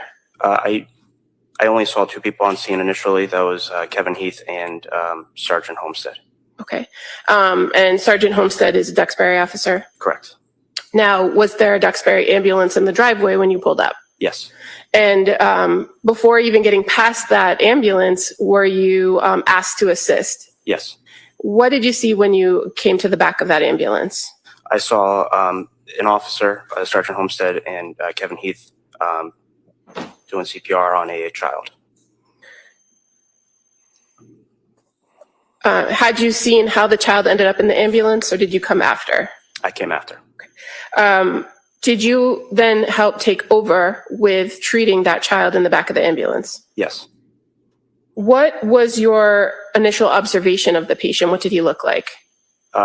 Blue, white, non-responsive, not breathing, no pulse. And this particular patient, did you come to learn him to be the child named Lindsay Clancy? Yes. And he was approximately 3 years old? Yes. What kind of treatment did you and the paramedic Heath offer to Dawson in the back of the ambulance? What did you do? We tried to start an IV, but then we also started an IO, which is kind of like an IV. Tried intubation, which is an advanced airway, medications, and continued CPR. So notice that all of this testimony so far, the life-saving methods have all been for Dawson, and I shudder to think she's going to go through this for each child. So if this is not your thing, my suggestion to you would be to come back at 2 o'clock, because that's when they get back from lunch, and hopefully they'll be done by then. This will probably be the hardest day of trial, aside from the medical examiner's testimony. So an IV, that's just putting a needle into somebody and trying to pump fluids in medicine, correct? Correct. Tell us what an IO is. An IO is interosseous, which is basically into the bone marrow on the lower leg. So what do you do to try to enter an IO? Usually we have a drill, but we had a manual one instead. So what do you do with the manual drill to enter the IO? You just twist and then it goes into the bone. And what bone do you attempt to do this in? And were you able to enter that IO into Dawson? Yes. What is the purpose of the IO versus the IV? If the patient has difficult access, which pediatrics do. And in this circumstance, what kinds of medication were you trying to deliver through the IO to Dawson? Epinephrine. What's the purpose of epinephrine? Basically kind of helps to restart the heart. And at this point, he had no heart activity? Correct. You also mentioned attempts to intubate. Can you tell us what that means? So intubation is an advanced airway where you put a tube into the airway to secure it to deliver high flow oxygen. Were you able to intubate Dawson? Yes, Kevin Heath did. And what do you do when you enter the tool to intubate? You go into the mouth and you do a motion of pulling up to see the vocal cords so you can pass the tube through. And what do you attach to the tube to try to increase the breath? Oxygen and BVM, which is basically you're squeezing a bag. So BVM would stand for bag valve mask? Correct. While you were treating Dawson and doing the airway, intubating him, giving him the medicines, were you able to observe anything about the area of his neck? Yes. What did you observe about his neck? Dark red marks around his neck.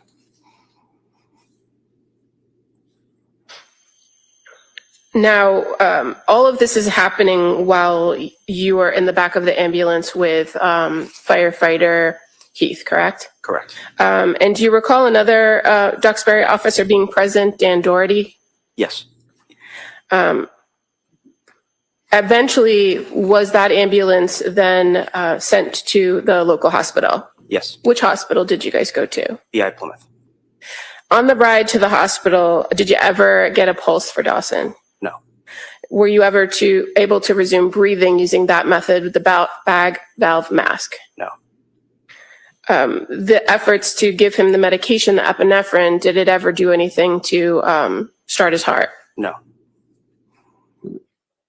When you arrived at the Beth Israel Hospital emergency department, tell us how you transferred the care of the patient. We wheeled the stretcher in. We went into the first room, which is trauma 1 and trauma 2. We moved the patient over to their bed and then transferred care. While you were at the emergency department at Beth Israel, did you see another child from that same home come in? I did. And what department brought them in? What fire department? Marshfield. Did you do anything to assist Marshfield when they came through the emergency department? I assisted in compressions when they were getting the child out of the ambulance. And is that something that is ongoing during when you're trying to transfer care to the emergency staff? Yes.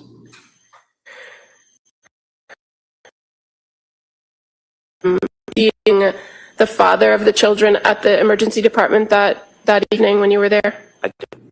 And you came from the pediatric Clancy? Correct.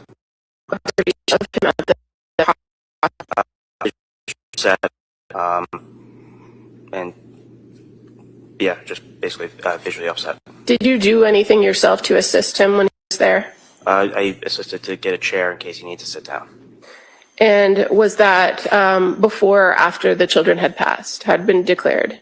I believe it was after. Thank you. All right. Attorney Reddington? I have no questions. Thank you, sir. All right, thank you, sir. You may step down. Thank you. Reddington just wants to get through each one of these witnesses as quickly as possible. They've stipulated. The Commonwealth would call Patrick Dwyer as its next witness. They've stipulated to the killings. Same objection for the record. Okay.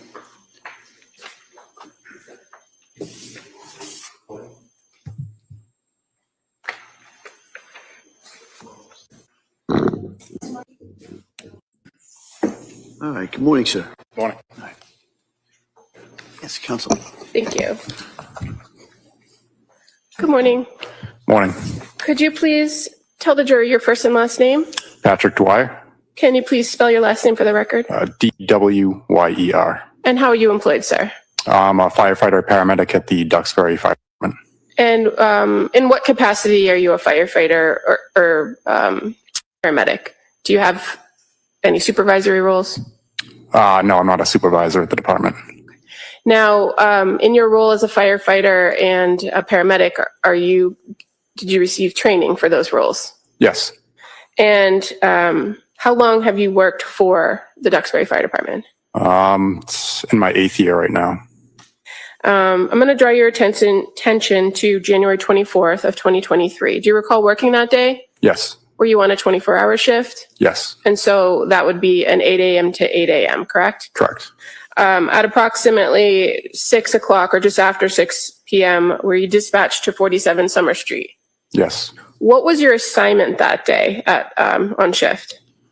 I was working on the engine out of our Station 2 Where is Station 2 located in the town of Duxbury? on Franklin Street. When the dispatch came into 47 Summer Street, do you know approximately how long it took you to get from Station 2 to the location? A few minutes. Who was working with you at Station 2 that day? Jennifer Stratton. What were each of your designated roles? I believe Jen was driving the engine and I was in the officer's seat. Now, at Station 2 in Duxbury, is it normal for just two of you to be on shift at that station at any given time? Yes, correct. And fair to say there are other firefighters and paramedics that are on staff at the central station, correct? Correct.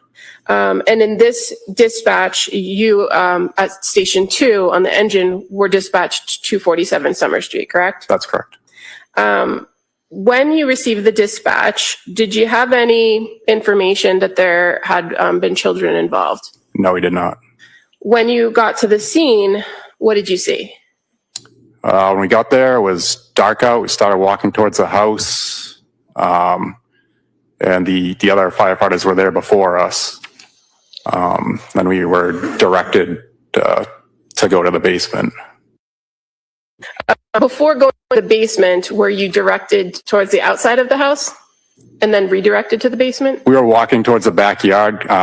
So I believe that's where the first person was located. So we were kind of making our way back there. So I'm just going to show you what's been previously marked as exhibit number 34. Can you see it on the screen next to you? Yes. And so would this be 47 Summer Street? Yes. And fair to say you were on your way to the backyard on the left side when you were redirected? Yes. Did you ever make it into the backyard? We went through the backyard to go into the residence. But you were directed to the basement to testify? Yes. If you could take a look at that screen again, I'm going to show you what's been marked as exhibit 38. Can you see over here sliding glass doors? Yes. Is that where you entered the house? Yes. Hey, Ashley. It's glitchy today because there's wicked storms in Plymouth County, Massachusetts. So it's glitchy. Some of it I don't want to hear anyway, so I'm kind of happy when it glitches. Indicated that you also went to the basement, correct? Correct. When you got into the house and went down into the basement, which side did you go to at the bottom of the stairs, the right or the left? We went down to the left. What did you observe when you went down into the basement? We saw 2 children on the ground and the father sitting on the couch next to them. So again, just going to show you what's been previously marked as exhibit 95. Is that fair to be the left side? Yes. Basement. And exhibit 96. Where did you see the father? He was sitting on a couch or something in the area. Bloodstained rug alert. Is this this is the room where Dawson, is this the room that Patrick Clancy referred to as his office? I don't know why she's not referring to it as an office, just for consistency purposes, because now I'm confused as well. But there was one room in the basement that Patrick referred to as his office. Not sure exactly which one. Did you also observe the children on the floor? Yes. How many children? 2. What did you do when you observed the children? Okay, this is not the office is where Dawson was found, right? This is the room where Cora and Callan were found. But I don't think she's referred to it as an office. She's referred to one as an exercise room, right? I just feel like for consistency, if he called in an office, they should call in an office, right? I don't know. Maybe I'm nitpicking. We started CPR. They were in cardiac arrest. Okay, and so which child did you work on? The 5-year-old girl Where was she located? on the floor in that room. So as far as looking at exhibit number 96, does that depict the general area where you saw the 5-year-old child? Yes. Did you treat her? Where did you see her? Right in that area. I can't remember exactly where it was. Okay. In this photograph of exhibit number 96, do you see a lot of equipment? Yes. And I'm just going to show you exhibit 101 too, with some more equipment. Do you see all that equipment there? Yes. Is that equipment that was used to treat the 5-year-old child? Yes. Did you learn her name to later be Cora Clancy? Yes. While you were assisting or working with Cora, what was Jen Stratton doing, your partner? She was with the other child. Do you recall where the other child was in relation to Cora? They're kind of right next to each other.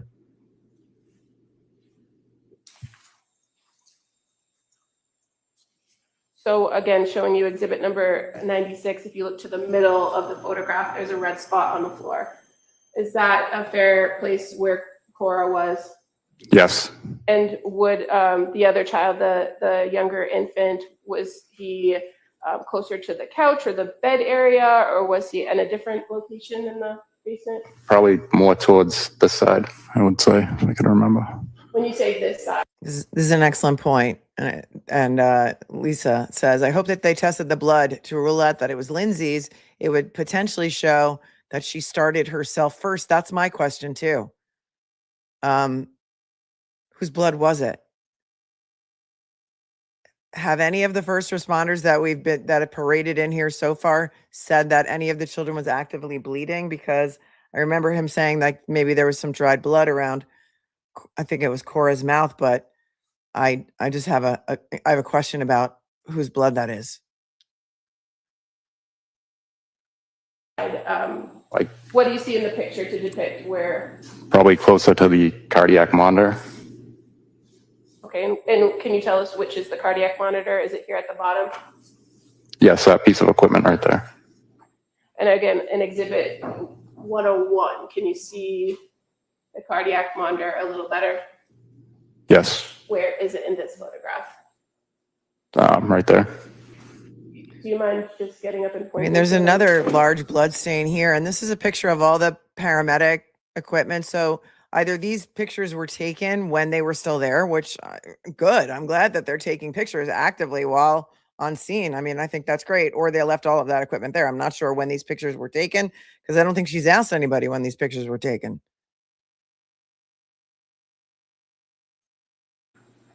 So we're talking about this black bag that is sort of off center of the photograph next to a blue bag. Is that fair? Sorry, what was the question?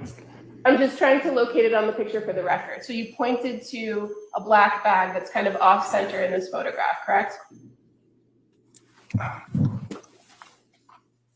This is a cardiac monitor. Okay, thank you.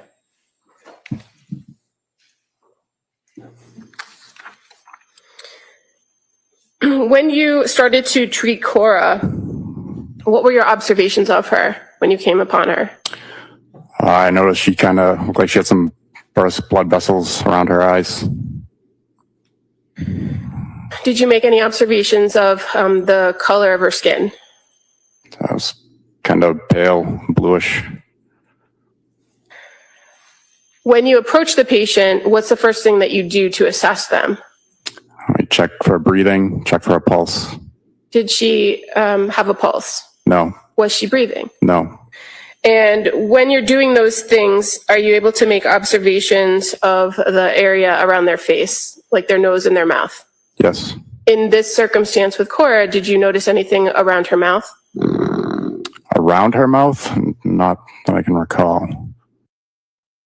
We need some levity. It sounded like somebody was just snoring into a microphone. Did you hear that too? Hold on. Are you able to make observations of the area around their face, like their nose and their mouth? Yes. In this circumstance with Cora, did you notice anything around her mouth? What in the ever-loving hell was that?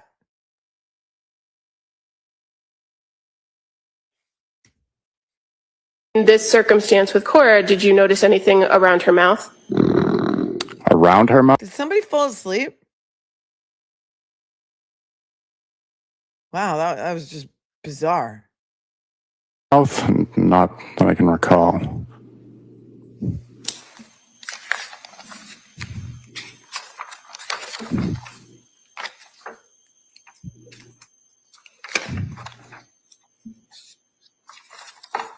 Or maybe it was the mic moving. It could have been. When you are trying to assess her breathing, is there anything you do to try to resuscitate somebody or get them to breathe? Yes, we would use a bag valve mask to help them breathe. Did you do that for Cora? Eventually, when we got the equipment down there, yes. And were you able to use that device and get her to breathe on her own? No. And while you're utilizing that bag valve mask, fair to say you're in close contact and making observations of the patient's face and mouth, correct? Yes. And you indicated that you're not sure if you recalled seeing anything around her mouth? Nothing particularly that I can think of. Okay. If I may approach. Yeah.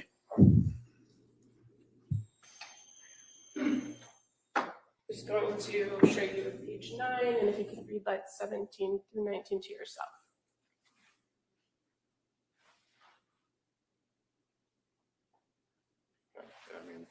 Does that refresh your memory? Yes.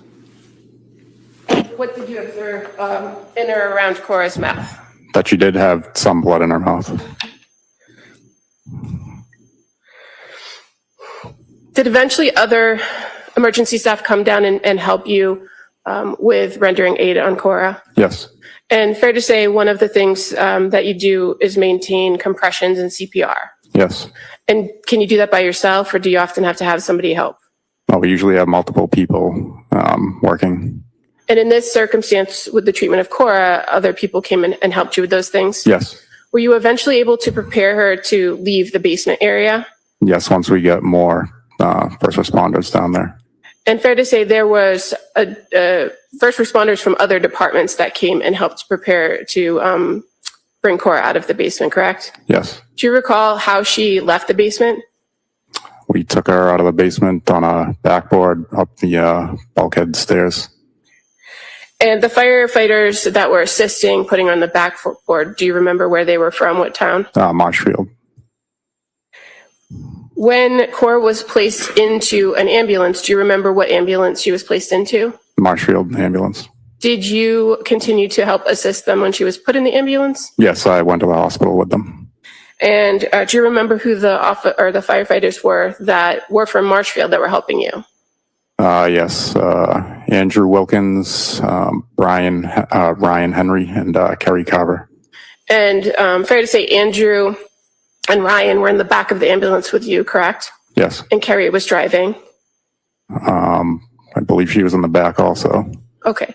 At some point, somebody hopped in the front seat and drove? Yes. And when you got to the hospital, which hospital did you transport to? Beth Israel, Plymouth. Were efforts continued to be made in that transport from Duxbury to Beth Israel in Plymouth? Yes. While inside of the ambulance, did you try to use one of those cardiac machines to shock or defibrillate Cora? Yes. Was there any result for that? We shocked once, but did not regain pulses. And when you got to the hospital, did you transfer care to the emergency staff at Beth Israel? Yes. And did you do anything further on the care and treatment of Cora? Not once we transferred care, no.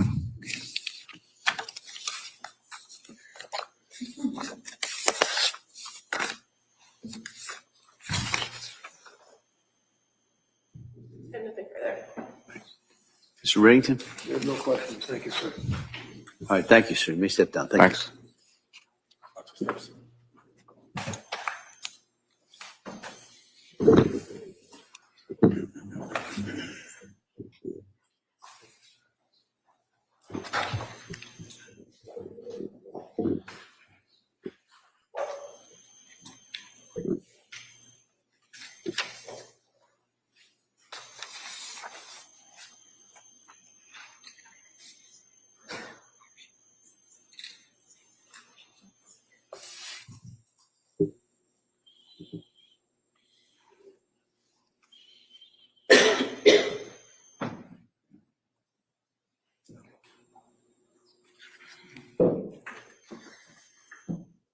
Attorney Sprague? Commonwealth calls Jennifer Stratton.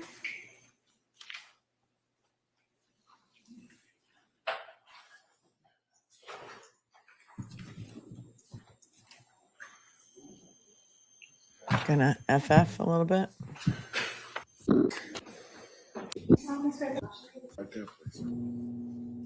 Hey, good morning. All right. I'm going to ask you to keep your voice up so the jury can hear you, okay? Okay. Great, thank you. Yeah, Attorney Sprague. Thank you. Good morning. Can you please state and spell your name for the record? Yes, Jennifer Stratton, JenniferStratton, And your date of birth? July 11th, 1986. Where do you work? Duxbury Fire Department, And how long have you been a Duxbury firefighter? 12 years. Are you also a paramedic? Yes, And how long have you been a paramedic? about 13. And have you completed all the training and certification required to be a paramedic? Yes, I want to direct your attention to January 24th, 2023. Were you working that day? yes, I was. And were you working a 24-hour shift that started at 8 a.m.? Yes, And were you part of a crew that was dispatched to 47 Summer Street just after 6 p.m.? yes. And who was with you in that crew? Firefighter Patrick Dwyer was with me in the engine that night. And approximately how long did it take you to get from the station you were located at to 47 Summer Street? Maybe 4 or 5 minutes. And were you driving? I was driving that night. What did you see when you arrived? Pulled up to the address, saw our ambulance crew. They had arrived just before we did. They were starting to walk to the back of the house. And did you follow? Yes. And what did you see in the backyard? Came to the backyard, saw firefighter Dan Doherty kneeling next to a person. It was very dark. Ended up being Miss Clancy. That was all we saw for a few seconds. And at that point, did you hear something? We did. Heard a voice yelling for us to get inside of the house, that there was a kid hanging in the basement. And did you go into the house? We did. And what entrance did you go in? Through the slider doors in the rear. I'm sorry. Did she just say we got a call that there was a kid hanging in the basement? Hold on.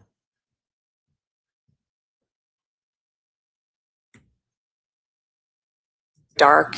Ended up being Miss Clancy. That was all we saw for a few seconds. And at that point, did you hear something? We did. Heard a voice yelling for us to get inside of the house, that there was a kid hanging in the basement. Oh. Oh. It was on the radio? Not a call. So somebody called out. Somebody called out. She heard somebody say, there's a kid hanging in the basement. Okay. Got it. And did you go into the house? We did. And what entrance did you go in? Through the slider doors in the rear. And did that lead you into the kitchen? Yes. And then did you proceed to the basement? Yes. When you got down to the basement, down the basement stairs, would it be accurate to state that you can either go right or left? Yes. Which direction did you go? We took a left.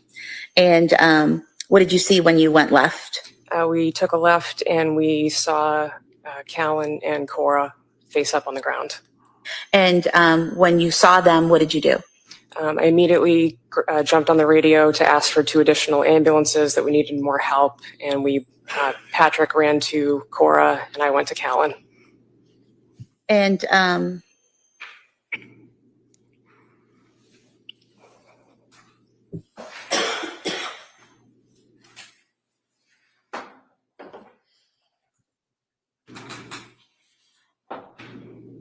showing you what's been marked as Exhibit 100. Is this the room that you entered? Yes. And where was Cora, to your memory? Cora was just to the left in this picture, and Callan was just to the right. And when you say just to the left, are you putting over towards the equipment against the wall in the picture? Yes. And when you say to the right, are you pointing to the area to the right of the dresser? Yes. Showing you Exhibit 98. Is that the area where Callan was found? Yes. And close up, Exhibit 99. You see the pajamas there, the stethoscope, and the blue exercise band? Yes. Oh, we see the pajamas there. Pajamas, stethoscope, exercise band. I mean, if you're going for drama and, you know, wanting to make everybody cry, this will do it. Do you recall removing Callan's pajamas to treat him? I did, yes.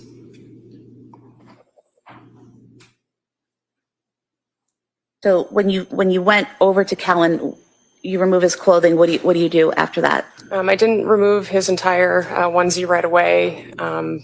Made sure that checked him for a pulse. He did not have one. Immediately started chest compressions on him. Now, for this is an 8-month-old baby, Yes. correct? Is the way you do chest compressions for a baby different than other people, other ages? Yes, because of the size, you have to scoop your arms around and you compress with your thumbs in the side. I'll allow it. So you said you have to put your hands underneath on the back of the child and then use your thumbs to do compressions? Yes. And is that what you did for Callan? Yes. And Okay. All right. We just need a little bit of a break here. Somebody said she looks very familiar. I think I've seen her before. This is so ironic. You know, there's no coincidences. She is a dead ringer for the actress Olivia Hussey, which is so ironic that the guy who just testified like 2 witnesses ago is also named Hussey. Look up a picture on your phone of Olivia Hussey. She's a dead ringer. Olivia, I'm sorry. Olivia, not Alyssa. Wow. I just needed to take a breath, so I thought maybe you did too. what did you do next? Continued CPR on him until more help and hands started to arrive on scene. We had an off-duty firefighter, Tom Brandt, come in, and he started to assist me. He took over compressions briefly while more help started to arrive.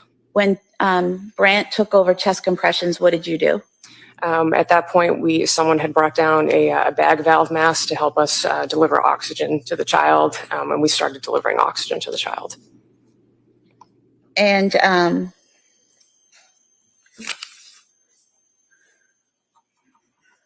at some point, did you remove the pajamas completely? Yes. And when you removed the pajamas completely, was that so someone could attempt to get IO access through the baby's legs? And was that successful? That was not successful, no. Is that difficult to do with a child that age? It's a little more difficult. It's a less frequent practice skill, but. Were multiple attempts made to get the IV and access into the bone in Callan's leg? I attempted once, and another provider attempted a second time. I don't remember who that was. And neither attempt was successful? What did you do next? Sorry, I didn't get it. Oh, what was your answer? For which I'm sorry. part? Was either attempt successful? No. What did you do next? Eventually, Kingston Fire arrived on scene to provide the ambulance for transport for Callan. I don't know how long we were in the basement for, but we did make the decision eventually it was time to get moving to the truck and start going to the hospital. While you were working on Callan, did you notice any injuries on him? Yes, he had deep strangulation marks around the entire circumference of his neck. And throughout the entire time that you're in the basement, are chest compressions being done and you're trying to assist him with breathing? Yes. Did he, in the home, ever regain a pulse or the ability to breathe? No, he did not. Was he eventually taken to the ambulance? Yes. And how was he removed from the basement and brought to the ambulance? I scooped him up in my arms and carried him outside to the truck. And did you go with him in that transport to the hospital? Yes. And at any point in time, did he regain the ability to breathe or a heartbeat during that transport? No, he did not. Was care transferred to medical staff at Beth Israel Deaconess Plymouth? Yes, they were. Nothing further, thank you. Mr. Reddington? You may step down. Thank you. I love her. She has so much compassion. I love Jennifer Stratton. I'm not afraid to say it. Also, Ally McGraw looking. Commonwealth calls Robert Costanzo.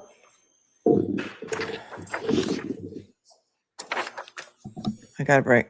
We got to keep taking breaths. We got to keep taking breaths here, but can somebody vet this information for me? Deborah says, can we all say a prayer for Broken Baker? He was hospitalized today. What? Is that true? Where did you hear that, Deborah? Because if that is true, absolutely 100% prayer hands up for our friend Danish Prince, Broken Baker, fellow YouTuber. Is that true? I need more information. Did anybody else hear that? And where did you hear that? Expert made a video? Okay, I'll look into it. We approach the sidebar, please. Sure, yeah. Prayers up for our Danish Prince, Broken Baker. I hope he's okay. I did not know that he has grandchildren. He's a grandfather. Okay, sidebar. I'm going to scooch. Right this way. Thank you, Deborah, for letting me know. Morning, do you solemnly swear that the testimony and the evidence you shall give to the court are true? Thank you, sir. Morning. If I may? Yes, please. Thank you. Good morning. Can you please state and spell your name for the record? It's Robert Costanzo, Costanzo. And your date of birth, please. 4/24/1985. Where do you work? Pembroke Fire Department. And how long have you been a Pembroke firefighter? I've been there since 2011. And are you also a paramedic? I am. How long have you been a paramedic? I've been with Pembroke since 2011, and I started in EMS in 2006. And have you done all the training and certification required to be a paramedic? Yes. I want to direct your attention to January 24th, 2023. Were you working that day? Yes, I was. And were you working an overtime shift that day? Yes. What was your role on that shift? I was assigned to the ambulance. And at some point after 6 p.m. that day, was there a call put out by Duxbury Fire Department for mutual aid? Yes. And being members of the Pembroke Fire Department, did you respond to that request for mutual aid? Yes, we did. Who responded? It was me and my partner, Who was your partner? Dan Smith. And did you go in an ambulance or some type of engine? An ambulance. And did you respond to the area of 47 Summer Street? Yes, we did. And approximately how long did it take you to get there? Between 5 and 8 minutes. When you arrived, what did you see? There were multiple pieces of equipment, other ambulances, police cars. When you arrived, were you directed to the backyard? Yes. And did you see a patient there in the backyard? Yes, we did. And where was she located?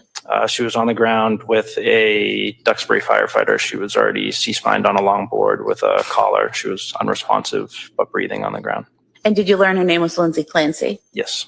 And when you say she was already on a board with a C-spine, what type of equipment are we talking about? And if you could just explain to the jurors. So it's just a long flat board that we use to secure people when there's possible spinal injury. And she already had the collar on her neck. They had already started treatment prior to our arrival. So they had her all secured to the long backboard with the collar applied. And did you notice anything about her wrists at that time? Yes, her wrists were bandaged previously, assuming some kind of injury. There was no active bleeding or anything through the bandage. It was just, but her wrists were bandaged. Was it white bandaging? Yes. And so nothing was seeping through to your eye? Did you see anything on her neck area? She had some superficial lacerations that we could see around the collar, but we don't typically remove equipment after it's already been placed. So I didn't investigate any further than that. There was no active bleeding that I could see, so we just left it alone. So there was, even with the collar, there was nothing, no blood flowing out of the collar or pooling around her or anything like that? Correct. Was she breathing? She was. Was she responsive? No. Was she making any noise at all? She was moaning and groaning, but no words, no verbal response. Did you bring her to your ambulance? Yes, we did. And when you got to the ambulance, what was your role? I was the tech in charge, so we did as much of an assessment as we could without removing her from the board to look for any further injuries. Other than the injuries that the Duxbury Fire Department had already found, we didn't find any further injuries. And then we continued with treatment, vital signs, and such. When you did the assessment, did you look at her head? Yes. Were there any cuts or bumps or dents that you noticed in her head? Not that we noticed, no. What about her arms other than the bandaging on her wrist?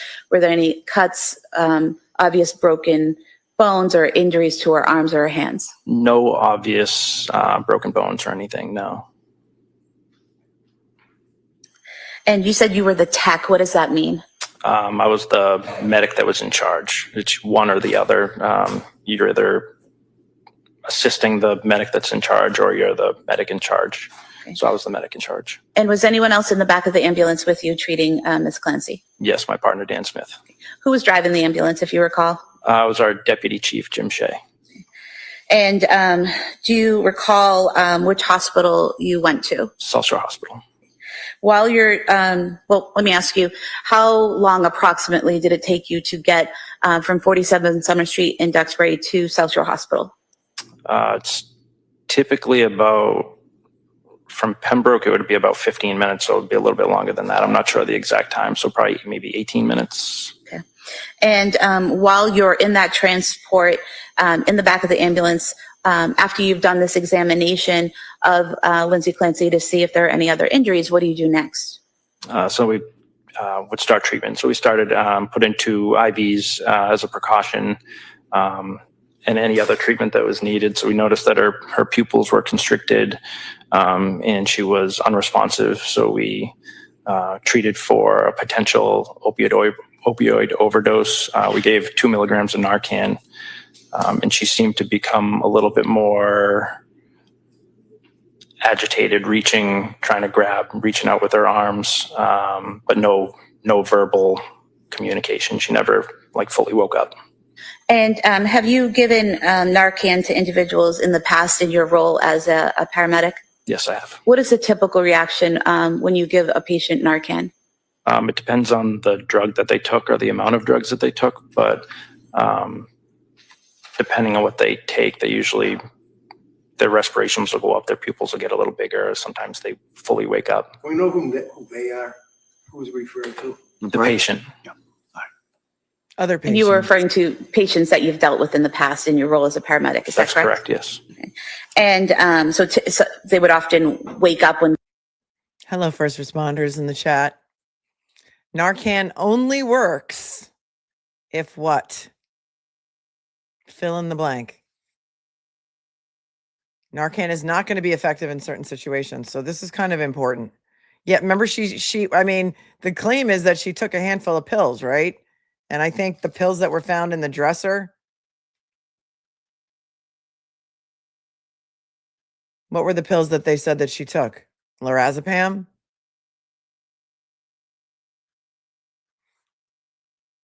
All right, let's keep going. Given Narcan? Yes.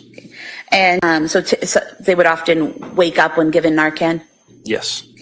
And what type of drugs, based on your training experience, does Narcan work on?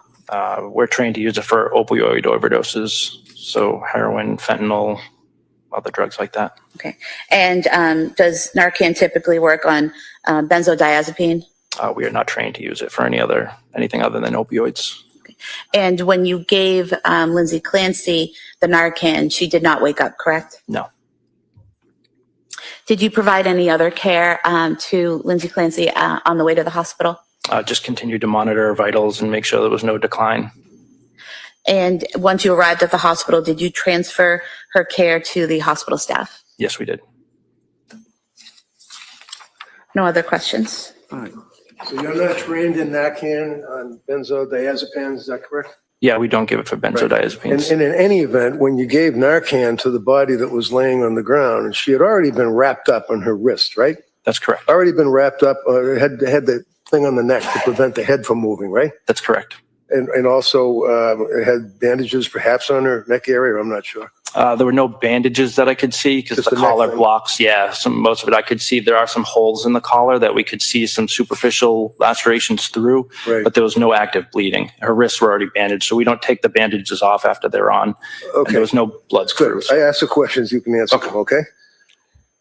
Narcan administered to Lindsay Clancy on the ground, yes? In the ambulance, but yes. And there was no reaction. It didn't have any effect on her, right? She appeared to become a little bit more, she started like reaching and grabbing a little bit more than she was before. That's consistent as well with a person who's had a head injury, right? Could be. Yeah. So in any event, the Narcan that you're trained would be dealing with opioids, right? Yes, that's correct. Now, did you know, sir, at all that she suffered a burst fracture of a cervical spine? Did you know that, sir? No. T5 through T6, T4, 6, 7, 8, all exploded, fractured. Did you know that? No. Did you know that there was hemorrhaging into her body, that she fractured every rib in her body? No. It was pretty dark out there, wasn't it? It was. Did you obviously administer aid to her, or did you also have like a flashlight on your head, or were you holding a flashlight, or what? She was already packaged. She was already on the longboard and everything. So we picked her up, put her on the stretcher, and moved out of the backyard into the ambulance. So how long did you handle, if you will, her while she was laying there? On scene, we were only on scene for, I think it was 7 minutes, I think total on scene from the time that we. Chaotic? Yes. And it was dark in the backyard, right? Yes. There was no exterior lighting, nothing on the house that was lit up like spotlights or anything, right? That's correct. No flashlights, right? No. And you scrutinized a hole in the thing that goes around the neck when someone has a head injury, especially a cervical injury, thoracic injuries. You scrutinized a hole and noted that there was a superficial wound to her neck. That's all we could see through the side of the collar. Who's waiting? Me and my partner. That's why he's attacking him, because he called the wounds to her neck superficial. A lot of you are saying, why is he attacking this witness and he didn't cross anybody else? That's why. We have now learned also more about Lindsay's injuries from, going out the window, burst fractures to T5 and 6, T4, 7, and 8, thoracic vertebrae, burst fractures. They exploded. She fractured every single rib, and was internally hemorrhaging. And he didn't like the fact that he called the wound superficial, because that could be something that the jury's holding on to, because they're trying to show again that this wasn't a real attempt to take her life, because the knife inflicted wounds to her wrists and her neck just weren't deep enough. And so that is exactly why he's attacking, if you want to put it that way, this witness. But this witness is not feeling attacked, in my opinion. I was scrutinizing the hole as well? The hole, I You don't, said there's a hole in that, and the thing that goes around the neck. yeah, there's holes in the collar that you can see through. Right, and you were scrutinizing. You were looking through it, right? Yeah. You just told the jury you saw Yes. superficial cut of the neck, right? Yes. Did your partner look through the hole as well? And you've talked about your testimony with the district attorneys in the past, haven't you? Yes. One of the things that they asked you is whether or not it appeared as though the injuries to her neck or wrist were superficial. Isn't that right? Yes. And other than looking through the little hole in the thing around her neck in the dark, you didn't see her neck after that was removed, did you? No. That's all you have. Como, redirect. Sir, after the 7 minutes that you were in the dark backyard, you were then in an ambulance for 18 minutes with the patient, correct? That's correct. And there's lighting in the ambulance, correct? There is. And during those 18 minutes in the well-lit ambulance, did you ever see blood seeping through the bandages on her wrists? No. During those 18 minutes in the well-lit ambulance, did you ever see blood pooling around her neck or flowing from the neck? No. Thank you. Anything further? No. Thank you, sir. Please sit down. Thank you. Sometimes it's interesting to highlight some of the crazy comments that come through. Cruffy's Legacy, 1857, says they were superficial. Difference between her neck wounds and the way she attacked the kids' necks is obvious. She is malingering. I mean, you're entitled to your opinion, but I genuinely want to know, were you there? Did you examine her wounds? Did you examine the kids' necks? Do you have photos of the children and the way that they were found? Because it sounds like to me like you have some inside information. So I'm just wondering how you know about that. And if you are going to testify in this trial, because it sounds like you have so much information that maybe you should be testifying in this trial. I'm just wondering if you should be on YouTube commenting in chats. But it seems like you do have a lot of inside information. So please let us know the basis for this opinion that you're stating as fact. How do you know? Because you're stating it as fact, right? Wow.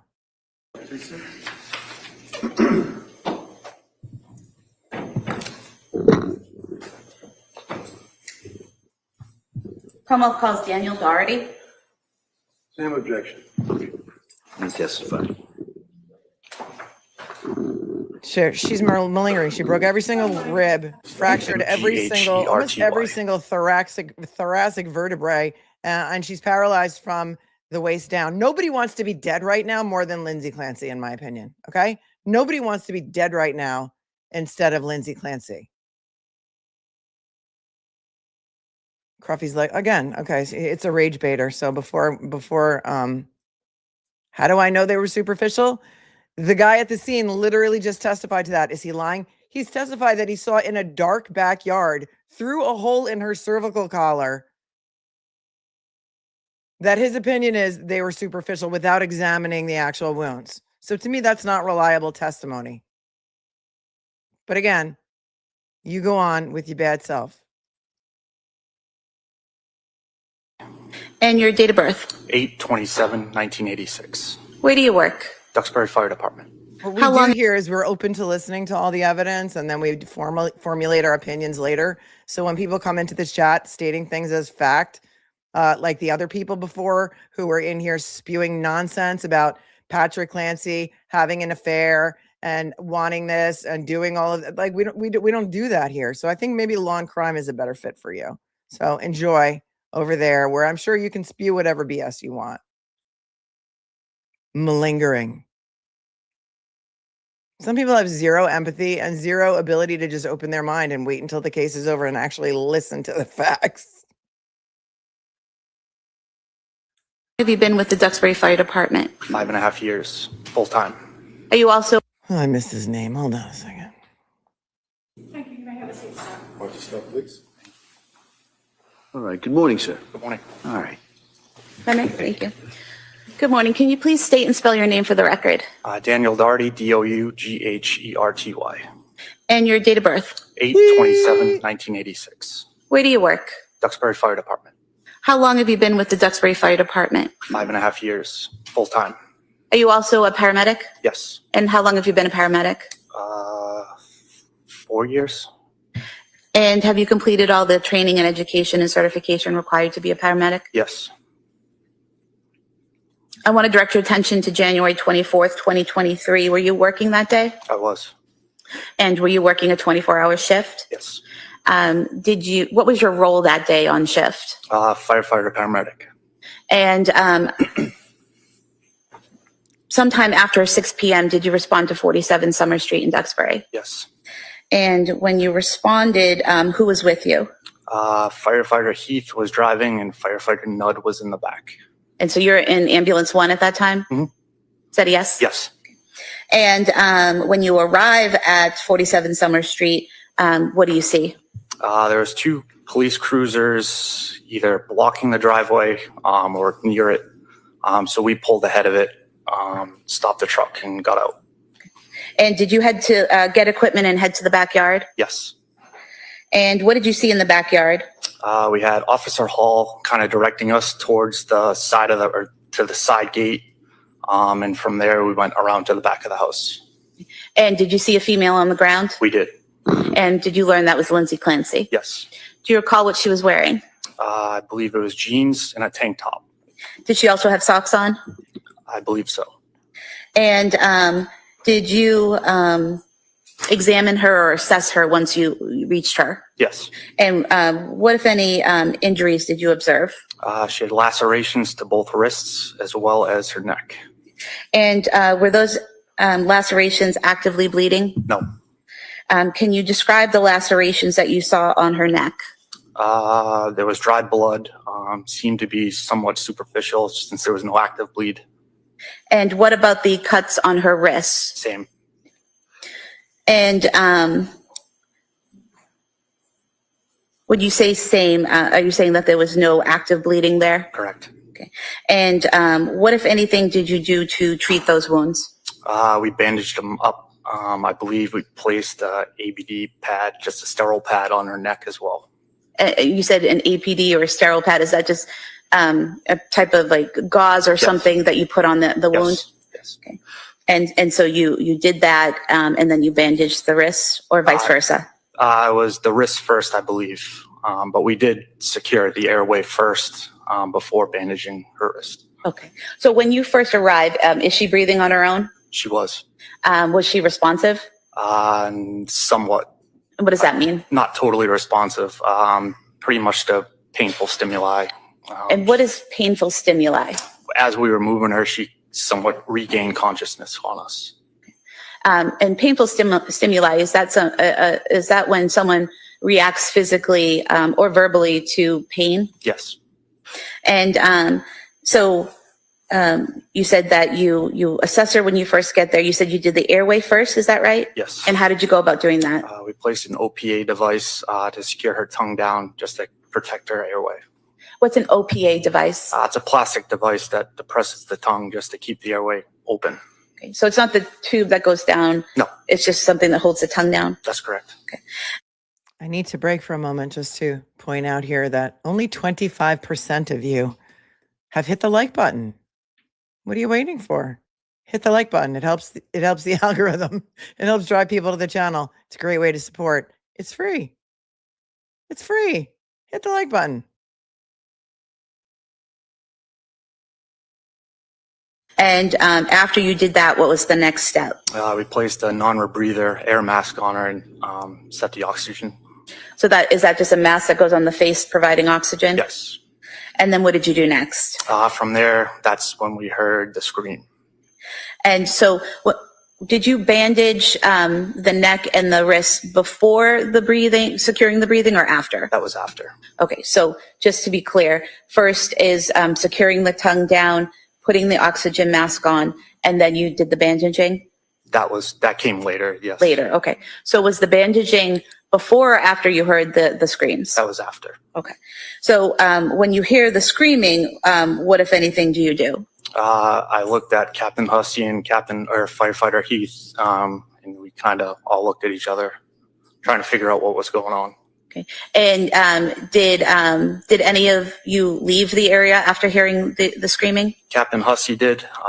Firefighter Heath went to go get a backboard for the patient. Okay. And did you stay with Lindsay Clancy? I did. Okay. And then is it at that point that you do the bandaging, or after you get the backboard? Kevin was gone for a while, so that's when I started bandaging up her wrists. Okay. And did he eventually return with the backboard? He did not. So you bandage the wrists. What happens next? I believe it was Officer Hall came to the backyard. He asked if I needed anything. I told him board, kind of gave him a direction of where in the truck it was. And then he also left to go grab that for me. And when you say the board, are you referring to the backboard? Yes. And did he return with the backboard? Yes. And was Miss Clancy loaded onto the backboard? She was. And who assisted you with that? It was Officer Hall, I believe, and our retired deputy. And is there a process that you follow when placing someone onto a board to ensure that that you don't cause further damage? Yes. And what is that process? Just C-spine precautions. So you secure the neck and kind of make sure that it's immobilized as you kind of move the patient. So what did you do to secure her neck? We had someone at her neck. I don't remember who it was. Just kind of hold steady that her neck didn't move in the process. Okay. And then did you follow that protocol, the C-spine protocol, to safely put her onto the backboard? Yes, Okay. And at some point was a collar placed around her neck? I believe so, yes. And then what happened next? I believe I got on the radio and asked our captain who was transporting first, because we knew that there was multiple patients at that point. Okay. And what were you told? Pembroke was on its way in. They may have just arrived, and she was going with Pembroke. Okay. And were you part of the team that transported her from the backyard to the Pembroke ambulance? Yes. And did you help load her into the Pembroke ambulance? Yes. And did you go with them during that transport? I did not. After TBH, I think I was more triggered by the malingering comment than the superficial comment. But notice this witness said superficial too, which indicates to me that they may have been prepped this way. After Ms. Clancy was loaded into the ambulance, did it leave? Yes. What did you do next? I went to our ambulance that was in the driveway at that point. Okay. And was Dawson Clancy in that ambulance? He was. And did you ride in the ambulance to the hospital with Dawson Clancy? I did. What was your role in that ambulance? I was operating the bag valve mask for him. So you're trying to provide oxygen to him through the bag valve mask? And was his care then transferred to Beth Israel Deaconess Plymouth medical staff? Yes. I have nothing further. Reddington. Tell me again, you an EMT, a paramedic, or Paramedic. Paramedic? Mm-hmm. And how long do you study for that? 2 years plus. Would that be full-time studying, or are you working at the same time? I was working at the same time. Do you know on that evening what the temperature was outside? It was cold. Wicked cold, wasn't it? 30s. It was lower than that, wasn't it? In true Massachusetts fashion, wicked cold has entered the chat. Wicked cold. Many of you know that superficial can be a medical term, but I think what he's trying to get at here is that the jury may take it in such a way that contributes to the Commonwealth theory that this was not a real attempt to take her own life. So I think he wants to drill down on that, as it were.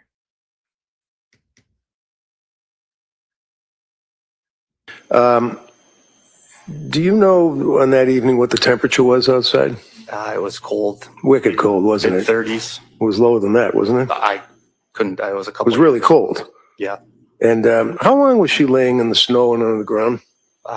We got the call at 6-ish or whatever time it was. We and responded. The call came because her husband came home from picking up food and found her on the ground, right? Correct.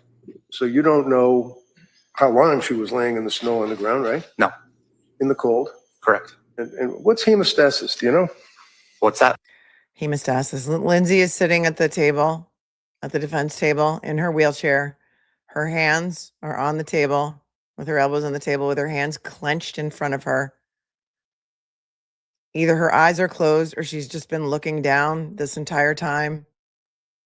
Well, for the time that camera's been on her right now, emotionless. This time the camera's not blocking her face.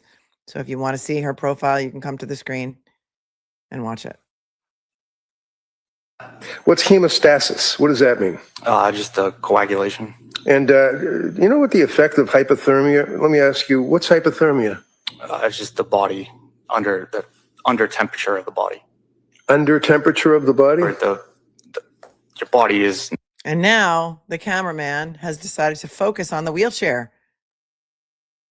We know she's a paraplegic. She's paralyzed below the waist because of the thoracic spine burst fractures. And here he's focusing on the wheels of her wheelchair. Not at temperature that it should be. Right, because of the environment, right? Cold, right? Yes. Yes. Sometimes it can be medically induced, right? Mm-hmm.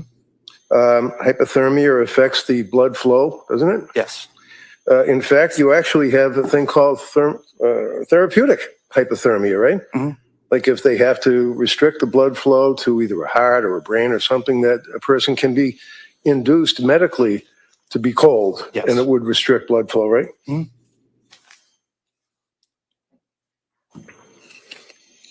So all these questions about whether or not there's blood seeping through the wrist bandages and whether or not there's blood through the holes on the neck brace, you don't know what effect the hypothermia, if any, had on that, would you? No. Thank you, sir. That's all I have. Redirect? Sir, there's typically heat in a hospital, correct? Usually, yes. And were you aware that, Ms. Clancy went to South Shore Hospital, correct? Yes. And are you aware that the wounds on her wrist did not have to be sutured until the following day? I didn't get any of that information after. Were you aware that the wound on her neck never had to be sutured? Same answer. Thank you. Anything further? He's Thank you, gonna sir. he's gonna let it in, but this is not the proper. She was just testifying right there. Okay, she was testifying. Are you aware that the wrist didn't have to be sutured until the next day, and the neck didn't have to be sutured? I mean, he's not the proper witness because he obviously doesn't know that. And in my opinion, those were improper questions. She's cross-examining her own witness. But notice, and this is Kevin Reddington style, we know because we watched him try the Harry Turk case. He saves his objections for the really, really important stuff. He's not objecting to everything that's happening because otherwise he'd be objecting all day long. But those were questions, and I'm going to let you hear them again. First of all, this witness doesn't know them, and she knows he doesn't know them, but she wants the information out there anyway for the jury. And she's leading. Yep. And this is redirect. This is her own witness. Yes. And you're aware that, Ms. Clancy went to South Shore Hospital, correct? Yes. And are you aware that the wounds on her wrist did not have to be sutured until the following day? I didn't get any of that information after. Were you aware that the wound on her neck never had to be sutured? Same answer. Thank you. Anything further? Thank you, sir. I can step down. Thank you. He's not very good at this, somebody said. Oh, yeah, he's building the appellate record. But even if he is... Calls Vincent Cahill.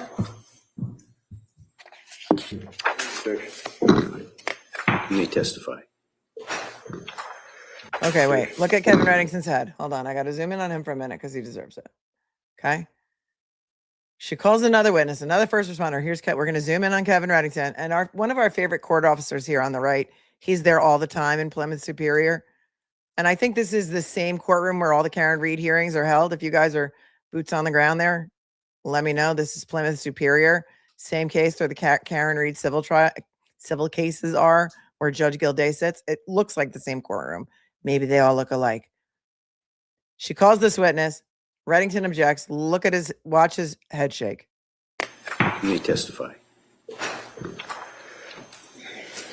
Oh, wait, I missed it. How did I miss it? Commonwealth calls Vincent Cahill.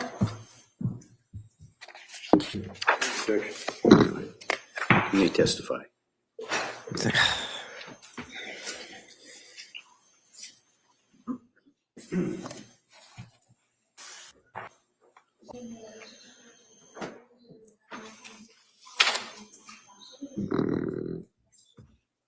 All right, good morning, sir. Morning, all right. Sure.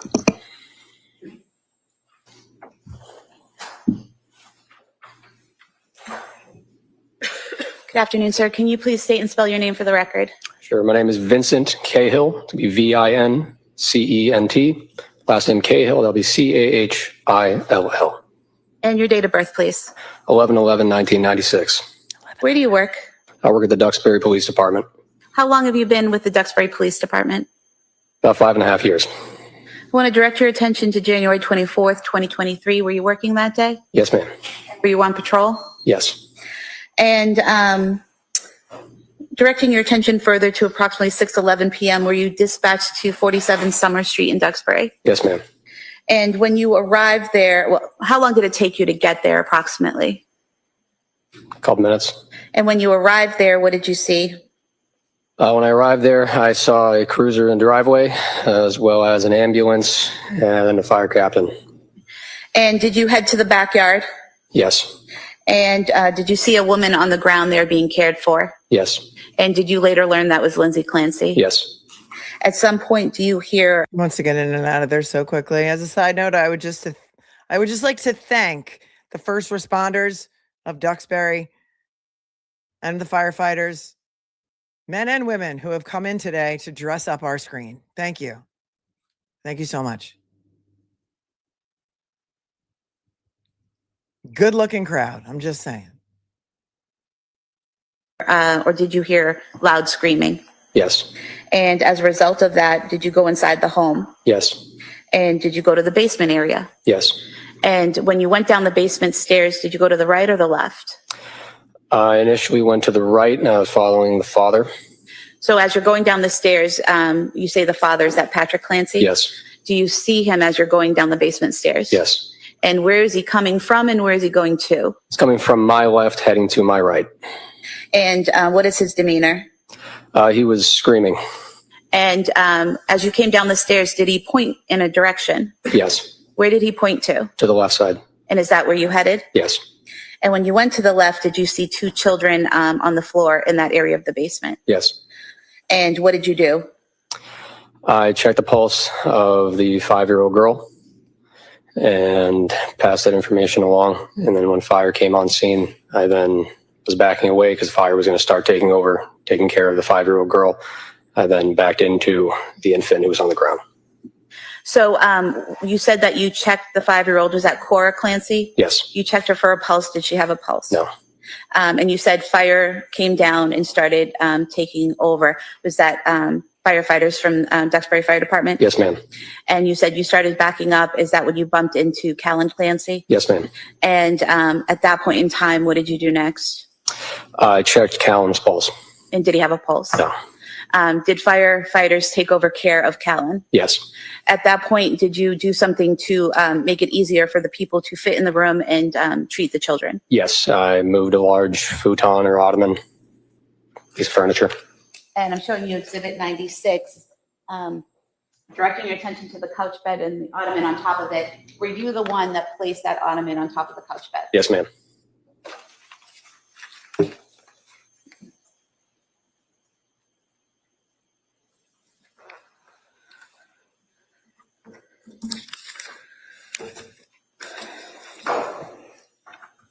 After that, were you asked to help get some equipment for the children? Yes. And did you do that? Yes. And did you bring the equipment to the basement? Yes. And after that, did you assist with getting Cora to the ambulance? I assisted with rescue breaths with Cora as well as CPR. I aided with Officer Josephine. And how were you doing the rescue breaths and the CPR? I was using a bag valve mask. Myself and Officer Josephine were timing it every couple seconds. It was 15 seconds. I was doing rescue breaths on Cora. Okay. And at some point, she's taken out of the basement into an ambulance, correct? Yes. Did you assist with that? I don't recall. And at any point, did she regain a pulse or ability to breathe while you were helping to assist her? At some point in time, were you given the task of monitoring who came into the scene and who left the scene Yes. throughout the night? Yes. And showing you what's entitled Crime Scene Entry and Exit Log. Is this the form that you were in charge of? Just documenting every time someone came to the scene or left the scene. Yes, ma'am. Wait, what is that you say? Are you saying there's a log? Exit log. Hold on. Is Freeze this frame on this. the form that you were in charge of? Just documenting every time someone. Oh, you mean there's a log for the time that every single person, every single first responder entered the scene and left the scene. This is one of those things that was sorely lacking, didn't even exist in the Karen Reed trials that we watched. But look at what this is. I can't read the title because it's cut off. There's supposed to be, correct me on terminology, chat, because I know you guys probably know, it's like a log sheet. It's like a log sheet of every single first responder who enters the scene, what time they get there, and what time they leave. And look at all the names. They've got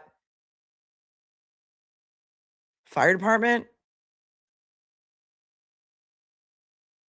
So there's no guesswork about who's first on scene. This is really interesting to me, so I'm going to zoom in on it. This is proper protocol. This is procedure.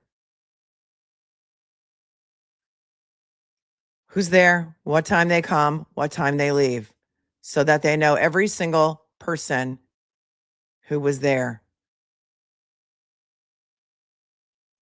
Fire department personnel, Duxbury PD, EMTs, police department, lieutenants, troopers, because, you know, Massachusetts State Police gets involved once there's a homicide or death, even an unattended death. MSP gets involved. And look who's on there, Maureen Hartnett. Maureen Hartnett, crime scene tech from the lab. She was there at 4 p.m. to 5:32. She's going to be testifying here. She's the one who failed her credential test, remember? Look, there's a Lieutenant Mello on the list. That's interesting. I wonder if there's any relation to you know who. There's another McGlaughlin. Oh, I mean, this is the way it's supposed to be done, folks. You've been gaslit for a long time. Same thing. I mean, not to bring everything back to Karen Reed, but there should have been a log for the search of the lawn at 34 Fairview on January 29th of 2022. Should have been a log of every single person. They shouldn't be guessing about some unknown people that were on scene when all of a sudden the taillight started to reveal itself.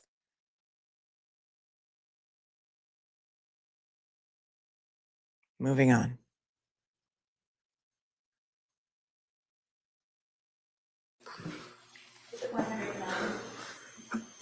I have nothing further. Thank you. Counsel? No. All right, thank you, sir. Thank you, Your Honor. Thank you. It's like, no. Your Honor, if we may approach sidebar. Sure. All right, we have room to scooch. We're going to be on real time. That we have to kind of hammer. I'm not going to counsel. There's a couple of issues that we have to kind of hammer out and get done. And rather than have you wait around, I'm not quite sure how long that's going to go. I'm going to excuse you for the day. For the day? As I told you, sometimes the schedules don't always match up what I tell you they're going to do even a couple hours before. So I'm going to excuse you until tomorrow morning. All right. And so tomorrow morning, the plan is that we're going to go on this view. And I'll explain it a little bit more in detail. That's okay. There's motions. Remember the emergency motion that we read yesterday? Don't go anywhere. Don't go anywhere. It doesn't mean we're done. It means the jury's done. They get the rest. This is heavy testimony for them. Okay. And it's 12:42 here on the East Coast. That's been a long, heavy morning for them. They get to come back tomorrow. Tomorrow morning, they're going to go on their field trip. And they're going to argue, I think, that emergency motion and who knows what else. So let's keep watching because we're on real time now. Tomorrow, but just so you can kind of picture it in your head, I'm going to ask you to be here, to be ready to come out here at 9 o'clock. I'm going to address you, probably ask those same questions. Then I'll give you a little bit of information about the view. I'll give you an instruction. What the view is, we're going to go to a couple of areas. You're going to be able to get out and look at these areas. The lawyers will be there. They'll be able to point out what they feel is significant. And at that point, we'll then come back. We'll consider continue with some of the testimony. We may end up a little bit early tomorrow as well in regards to the schedules. And at that point, I'm going to talk to counsel, kind of see where we are in regards to the overall schedule. But it's my impression that we are ahead of schedule at this point.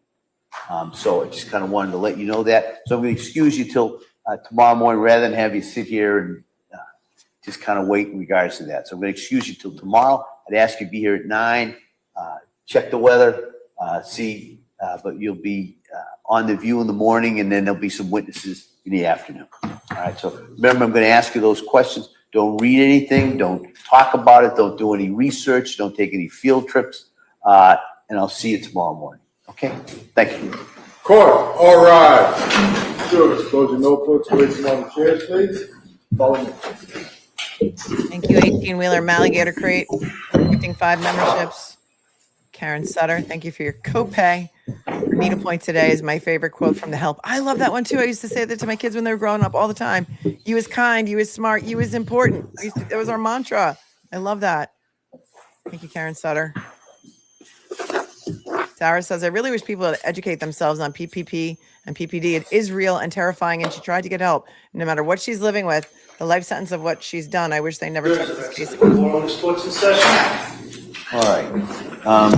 We'll be in recess until tomorrow. The court, the media, the court had issued previously a specific order regarding the view. There's a supplemental order issued this morning. So everybody should just be aware of that. And I want to thank everybody for their consideration, and we'll be in recess until tomorrow morning. All right. The attorney's in recess too? Or is he just Folks, making can we clear the courtroom, please?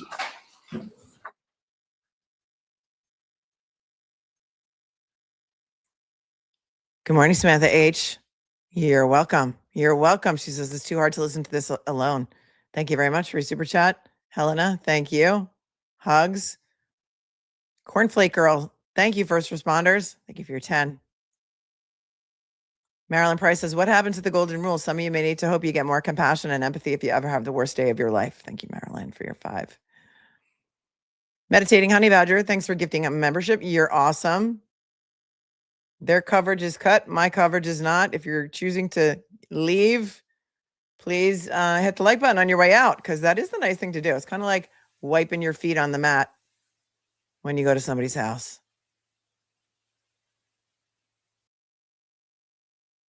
Castle says, ignorant comments like these are why women don't speak up and feel alone. Just be kind, please. I know. And knowing that the family reads the chat, it's wild to me what some people will hit send on. Thank you for your 5. Jen says, it makes me sick that they're making the first responders and officers relive this awful day. There's no reason to be doing this to people. Well, they got to talk about it. I mean, that's part of their job, is testifying, especially when they respond to these horrific scenes. And I mean, I get it. But we heard 10 witnesses today. And I wonder if they're going to have even more tomorrow. I don't know. But it was repetitive. There was no cross, and that's why they blew through it. I mean, in the afternoon, I don't know exactly what time they started, because we started at 10, so we got through it in 2.5 hours. We shaved an hour off of it. Thank you, the dash in between, for tuning in from down under. Captain K says, it's so hard to listen to this lady questioning. She's oddly cold and apathetic to their feelings. Some of her questions are ridiculous. Thank you for your 5. Curb Your Corruption, thanks for your 10, says, having deliberated on a California case in Boston, a CA case, I'm sorry, CA, case in Boston and a civil med mal case in Woburn, my limited juror experience suggests this prosecutor may be rubbing the jury the wrong way. Calling me a saint. Thank you. Thank you for serving on 2 juries. Some people never even get the opportunity to serve on one. And I tell everyone, if you get a jury notice, go serve. Like, it is first of all, it's an important public service. I would love to serve on a jury. I never get picked. I would love to be just a fly on the wall in a jury room. LJ, Lead with Love, says, I worked with firefighters and paramedics and know them. They are forever traumatized from this horrific tragedy. They do have empathy and compassion for everyone, including Lindsay and Patrick. I think they all showed it. They're out there doing the Lord's work. James Day said, in my opinion, the prosecution has to do this. The evidence that postpartum psychosis was happening is so strong.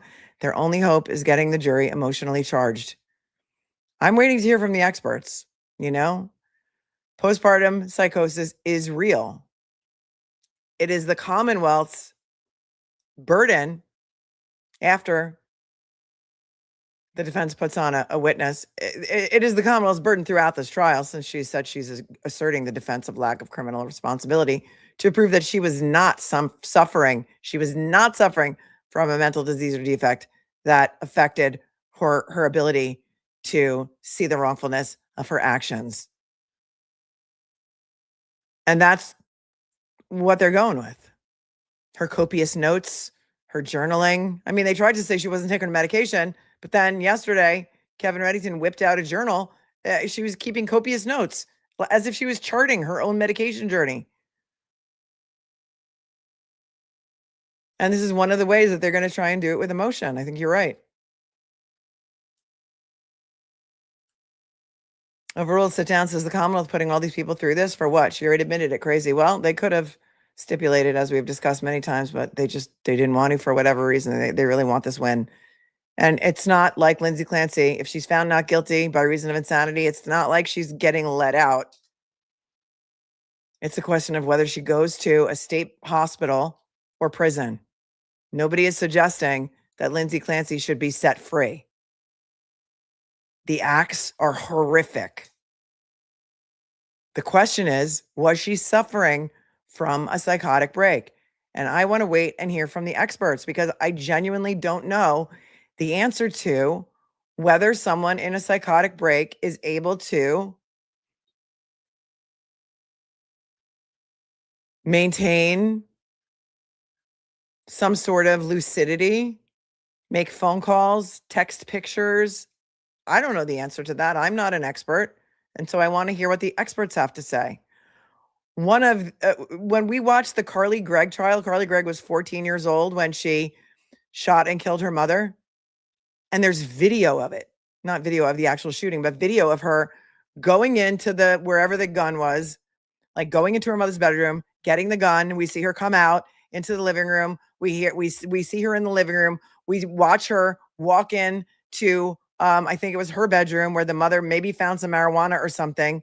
We hear gunshots. We hear the dogs whimpering, and we see Carly Gregg come back into the living room looking like a zombie. And I think she hid the cameras and she hid the guns. And it was like they had this, in my opinion, psychotic break on camera, and the jury found her guilty.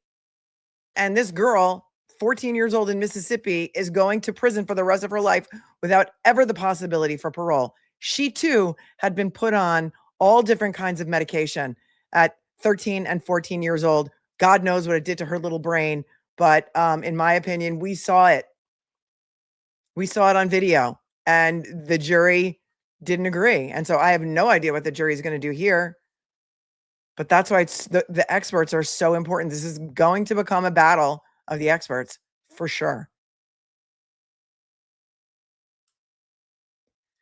Captain K says, she 1000% knows where the carotid is. That's a question a non-medical person would Google. And how do they actually put a tourniquet around their neck? I don't believe so. Thank you for your 5. Cupcakes, petitioning for activity. Thanks for your 10. Thanks for covering this with such grace and compassion. My heart breaks for these first responders. People forget how much evil they see all the time. God bless the police. I know. I mean, you guys, they're doing the Lord's work. The trauma from responding to these kinds of calls. Ask Scott. Scott, world's most hated, LawTube's most hated mod in my chat right now, working transit, NYPD, has responded to, I mean, how many, Scott, if you even know, fatalities by train? Do you ever forget? I don't think so. Decline says, thank you, Melon Mods, for all your compassion. You're welcome. Sarah Power says, can't they stipulate to this so they don't need to call all the first responders? They tried to. They tried to. That's what a lot of people don't understand. There was a lot of pretrial motions about this. Kevin Reddington said, look, we are willing to stipulate that she did this. We are willing to just go to trial on the penalty phase. That is, let's call a jury in here and just have them. And essentially, she would plead that she did do the crimes and just go to, not damages, just go to penalty phase. Was she not guilty by reason of insanity?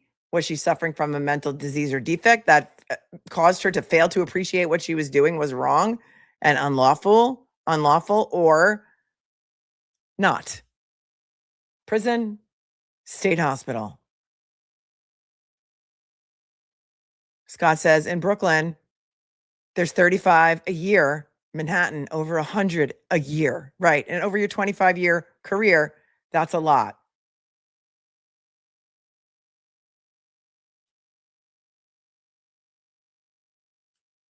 The jury will be instructed at the end of the case.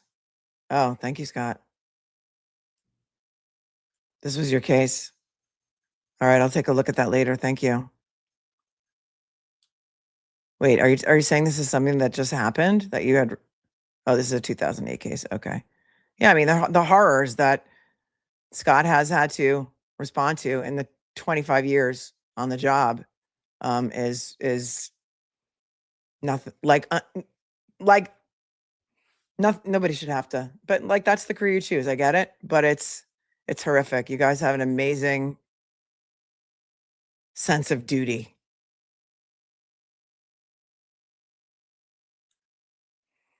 Scarlet Mantis says, if snow, wouldn't it stand to reason that the ground would be hard, making bad damage to her body regardless of window height? Well, we did hear some of her injuries. We heard that she suffered every single rib was fractured.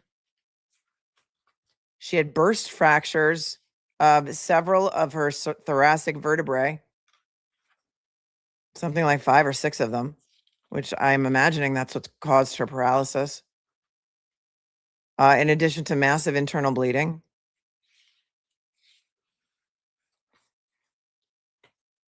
Regardless of window height, she says. Kelly says, exactly what I want to hear also from the medical witnesses. I mean, these guys are first responders, right? Their main job is to respond to the scene, stabilize, and get to the hospital if possible, if they can do that. Tragic. If Lindsay slid down the house and when she hit the floor, she was paralyzed, how did her head end up next to the house and her legs away? Physically impossible. I don't know. Are they going to have a reconstructionist? I don't know. Thanks, Kelly, for tuning in from across the pond. On Top Poppet says, forcing her through a full trial when she wants to stipulate to the crimes in exchange for insanity plea seems vindictive. The state is going to pay either way. Just take the win and move on. A lot of people would counter this by saying she's a cold-blooded killer. She should get everything that she deserves.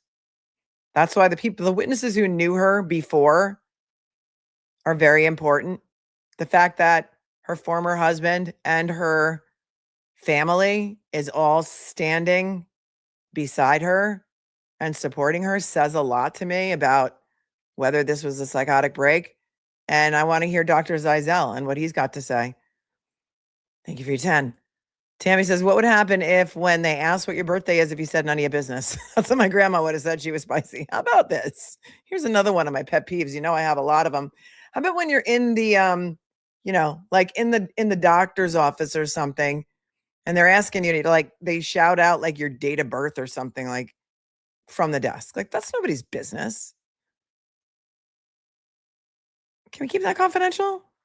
Can I whisper it to you? Like nobody needs to know that. Same thing when you go to pick up your prescriptions. When they ask me for my date of birth, usually I go to the drive-thru, but I just say the month and date. I don't like it, especially for police officers. There's a lot of people out there, a lot of crazy people on the internet. Identity theft is a real thing. Are the Commonwealth attorneys mothers? I can't get over the lack of empathy. I'm going to just say that I don't think you need to be a mother to have empathy. I think there are many women who are not mothers and men who do have empathy. I just feel like their style is off-putting for a case of this magnitude and this type of sensitivity. I feel that their attitude is off-putting. Michaela says, if she's found insane, Bridgewater State Hospital in Massachusetts is terrible. I am told, Michaela, that Bridgewater only houses men now. So I've been told, she says, I had a distant family member die in there with very bizarre circumstances. I don't think it's better than prison. I am told that it houses only men and that the options would be Tewksbury, which is where she is now, or I think maybe somebody said MCI Framingham, which is the women's prison, might have a medical wing. And it is not better than prison. It is oftentimes far worse than prison.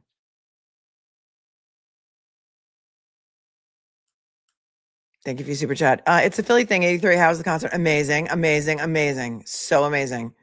My first Dave Matthews Band concert was in 2000 at Veterans Stadium in Philly. Oh, I love that for us. I've been seeing Dave since the 90s, and that's where he got his start. in Charlottesville. I didn't see him in Charlottesville, but he was playing bars like Big Head Todd and the Monsters, who I went to college with. Mr. Crowley says, thank you for your $25 super chat. Melanie, thank you for your grace and dignity. I cried for Karen and for John and for so many. This case has utterly broken my heart. My heart aches for everyone, including Lindsay. The DA wrongly overcharged this case, in my opinion. Yeah, there's some wild people on the internet. The internet is full of like hateful people. And they are spewing theories about, and these are egregious, in my opinion, theories about Patrick Clancy saying when he testified that he went to New York on a work trip and that he now happens to live in New York with his new wife and family. I don't know if they have any kids, not our business. But that he must have been having an affair with this woman and she must have found out, and that is why she committed these horrific acts. Let me just say one thing or two things or five things. They had everyone's devices, okay? If that was a theory, you can bet your ass that that would have been the Commonwealth's theory, because you know what? It is a way better theory than the one that they're going with. It is a way better theory than the one that they're going with, because they could just say she was jealous, she was jilted, she wanted to punish him by taking the children away from him and then taking her own life. And it was a punishment for an affair. That would be their theory. And based on the investigation they did here, okay, which is pretty good. I mean, they went and they got all the surveillance video from CVS and from the restaurant, and they've got logs of who was on scene, and they've got reports, and they've got devices that were extracted. Trust me when I tell you that if there was any shred of truth, even a beads of truth to that theory, they would be using it, because it is a far better theory than they have now. And I think it's disgusting what people are saying out there. Like, this family hasn't suffered enough. Come on, enough with that. And I won't allow it in my chat. And the people that tried to spew it in here today were sent to Block Island, which is very lovely this time of year. It's very lovely this time of year. So it is a real place, for those of you who don't know.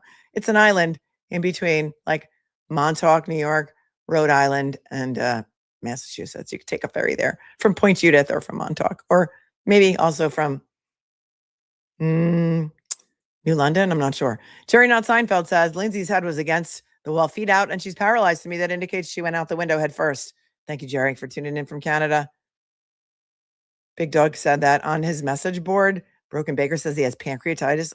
From what you guys are telling me, it's really, really, really, really, really painful. I'm the problem. It's me. Thank you so much for your super chats to say that Narcan only works on opioids.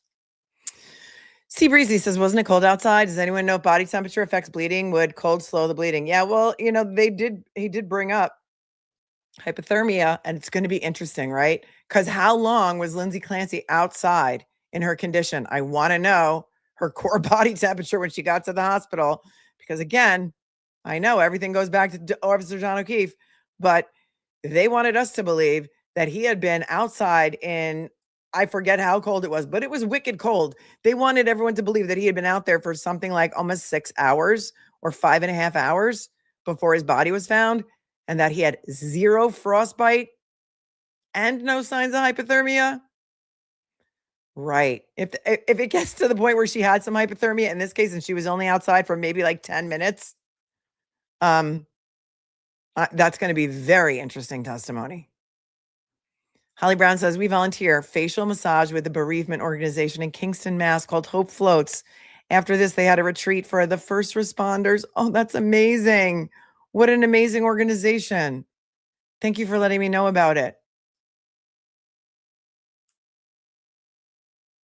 The dash in between says that explains why removing the oxygen mask was a big deal.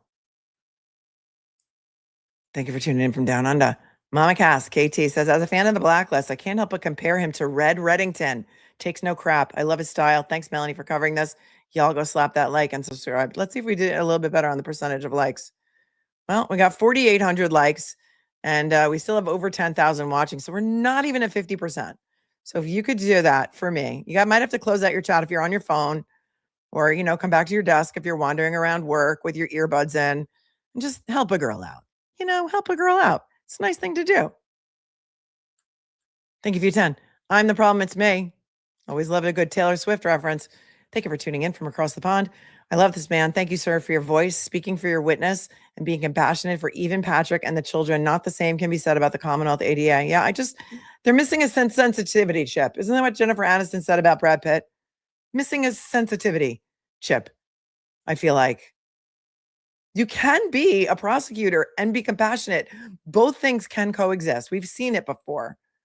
We really have seen it. She also says, so the previous paramedics seen through medical pad or gauze. Now go on with your bad self, Commonwealth. Thanks for your another super chat. Curiously Cat says, thanks for covering with empathy and willingness to understand multiple perspectives. Listen, multiple things can be true. Some people in their thinking are very black and white.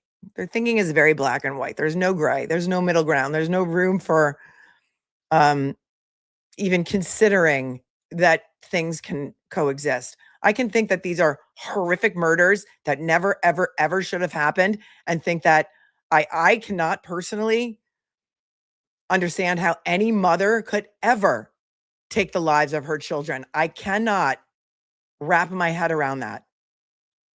And I think so many people can't wrap their head around that. But I think that we also have to be open to the fact that there could have been something else contributing to that. And if there is credible testimony that she really was suffering from command hallucinations because of a mixture of postpartum psychosis, the heavy medications that she was on, including Seroquel, which many of you said has made you like a lunatic, and the cocktail of medications that she was on, and the hormones, and that could suffer someone, or that could cause someone to suffer a psychotic break with these command hallucinations, that it is possible. I mean, at least be open to the possibility and the dialogue and the conversation that needs to be had around this. That reminds me to put the hotline number back up again in case anybody needs it. And I find it so disturbing and sad that there are so many people out there seemingly who just can't even be open to hearing about it, you know?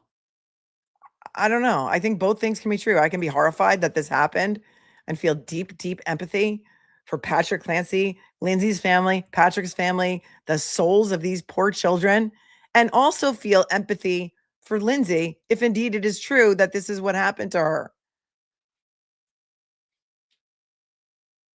And I'm not saying with 100% certainty that it did, because I don't know. I haven't heard the experts yet.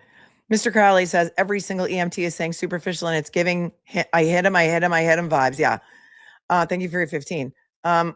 Also, that is a medical term. And I think that it needs to be, maybe Kevin Reddington should have asked one of them to define superficial. And I think many of you said in the chat who are first responders that superficial just means it doesn't need stitches. But they did say that the next day her wrists were sutured. Her neck was never sutured. Maybe she just couldn't get a hard enough grip on it. And maybe her plan was to actually do that and bleed out. And because it didn't work, maybe that's why she did jump out the window. I don't know. I don't think that she's going to testify. But if she tried it and it didn't work, and she really wanted to get it done quickly before he got home, maybe that's why she decided to jump out the window in her psychotic break. And is it true that people who are in psychosis can't make decisions? Because if they can make decisions, then I'm open to that possibility too. Oh, please.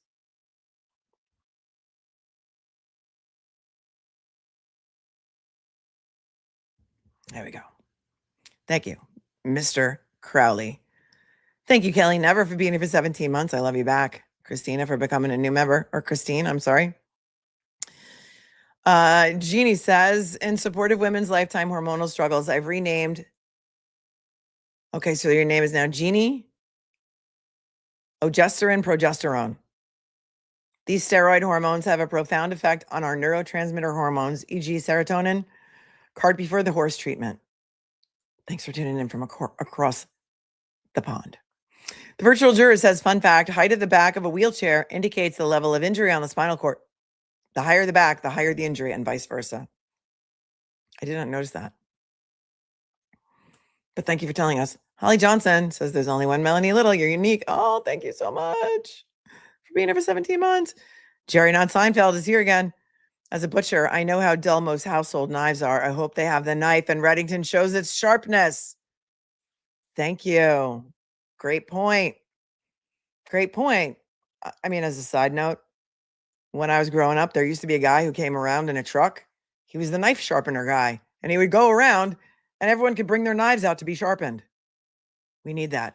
We need the knife sharpener guy again, because I agree with you. My knives suck, and I'm not good at sharpening them myself. But I did see on Shark Tank, there's a place where you can mail your knives in and they'll sharpen them and send them back. Megan Johnson says, I'll never understand why people want to believe she's a monster rather than acknowledge how flawed our healthcare system is, especially with mental health. Praying for everyone suffering. I know, like that person who came in earlier and said, would you really all still have the same opinion if this was a man? Like, oh, men don't suffer from postpartum psychosis. So apples and oranges. And they just like to rage bait you. They will rage bait you. You'll see. They'll try. Don't fall for it. Hubert says, too painful for me to watch, but I wanted to pop in, say hi, leave a chat, and a thumbs up. Hope you're doing okay, Mel. Thank you so much, Hubert. I love you so much. I think today is probably one of the hardest days for this trial that we're going to see. Hopefully it's not going to be 4 to 6 weeks.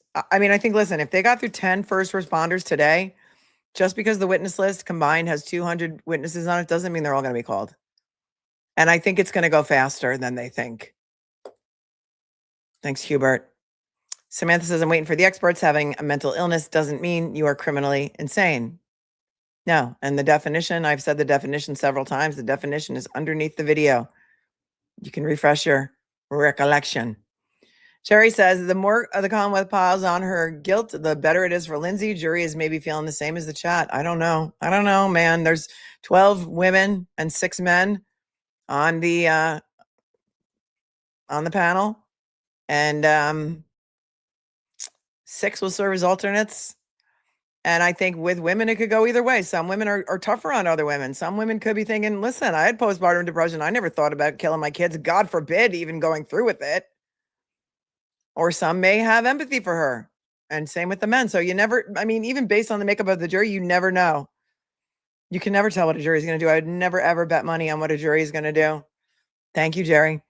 Barbara says, Dr. Joseph, a psych, I heard about this video.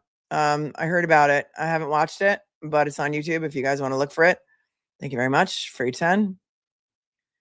Samantha says, we have to ask your date of birth at the pharmacy to validate, but just need the month and day. I tell people I need it because I want to send a gift. That's right. You are a pharmacist. I forgot. Fox Red Dog Mom, thank you so much for becoming a member. Run the World is here. Hi, Sweet Pea. Thank you for your 20. She says, you're the best. Agree with you 100%. I'm not sure which part because I've had a lot of rants today. But I just get like triggered, I guess, by people who have such closed minds that they just can't even open themselves up to any possibilities of why something could happen. I guess I'm Aquarius, you know, I'm like, anybody else Aquarius here? We are like the warriors of justice, and we are fiercely non-judgmental, and we're willing to open ourselves up to possibilities. Steve says, see the message I sent you on Instagram. My messages on Instagram, dude, they go into a black hole. There's like 400 folders. I never see them. There are some that are like requested, blocked. I'll try and look for it, but it would have been better if you could have just put it right into the Venmo that you sent me. Thank you. I'll take a look for it when I can. So thank you, Run the World, for that. Thank you. Rebecca on Venmo says this is torture.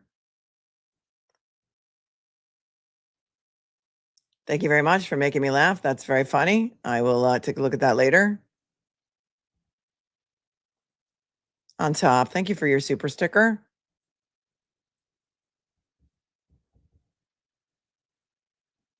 At least I'm hoping that this trial is going to be shorter, because I don't think the jury can handle it. Betsy, you're the greatest. XOXO. She says, God bless you. Twice. I did sneeze in the middle, but I think she just meant for covering this. Thank you, Sheila, for your Venmo. You're welcome. And Lisa, for your very generous Venmo last night, says, I love with all my heart, prayers of healing for all those who suffer. Coconut Cupcake says, best decision I made was becoming a member. Oh, thanks for being here for 5 months. You're the greatest.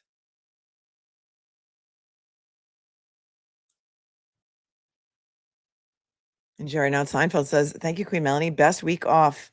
Best week to be off sick. Listen, I didn't think there would be a ton of interest in this trial, but we had close to over 12,000 in here all day today. And so we're going to continue. We're going to continue. I am still waiting to know, to hear if Sarah Grace Patrick's trial is actually happening on August 3rd, but they're going to have to pick a jury. That's going to take probably a week. Does anybody know? Because I still have not seen the judge's order. That's out of Carroll County, Georgia. Sarah Grace Patrick was 15 years old when her mother and stepfather were shot in their beds. She is being tried for their murders. They say they have a mountain of evidence on her, but the only evidence that I've seen from them is that she went on TikTok to ask for creators to cover the murders of her parents because nobody was giving her any answers. And then they arrested her because she was in the house. So I don't know what their evidence is, but I can't wait to see it. Sarah Grace Patrick has been held in solitary confinement since her arrest for over a year. And she doesn't even drive. She can't, she's had several bail hearings to try and get her out, but I don't know what this mountain of evidence is. And I can't wait to hear it. Waylon says, great documentary called Not Carol about postpartum psychosis. Thank you. I haven't heard of it. Oh, Becky says, I couldn't watch this in Law and Crime Chat. It's a horrific set of facts. Yeah, the whole Patrick Clancy affair rumors are wild to me. And as I said, if they had any of that information or even just a sliver of information, that would be their theory. Because tell me if you think that is a way better theory than the theory of she didn't have a nanny anymore. She felt like she didn't have the life that she wanted. And so therefore she killed her kids and then made a half-assed attempt to kill herself. What she really didn't want, or she was such a narcissist. That's her theory, right? Is there any more theory than that? Patty's been here for 10 months, says, thanks for doing it with class. I love you back. Thank you. Just Laura says, I can only watch this here and keep my composure. The chats elsewhere, I know, and they allow it. Listen, I don't know if Law and Crime has mods. Maybe they should get some mods because it's gross. That's why, listen, if you get timed out, it might be by accident. It might be because you said something that was either a rumor and not whatever. Sometimes I back my mods 100% because I could never, ever do this without them. And I'm just not going to tolerate that kind of hatred and vitriol. And my chat, my choice. My chat, my choice. What I do need to do is dive into the Stoughton police chief, because there's a lot of stuff that has been covered up, I think, about Sandra Birchmore. And so I do need to get into that. Now that I have an afternoon to do that, I will. So you may see me again today. We'll see. Afro Man has also filed a civil suit. I have to take a look into that, see what that's about.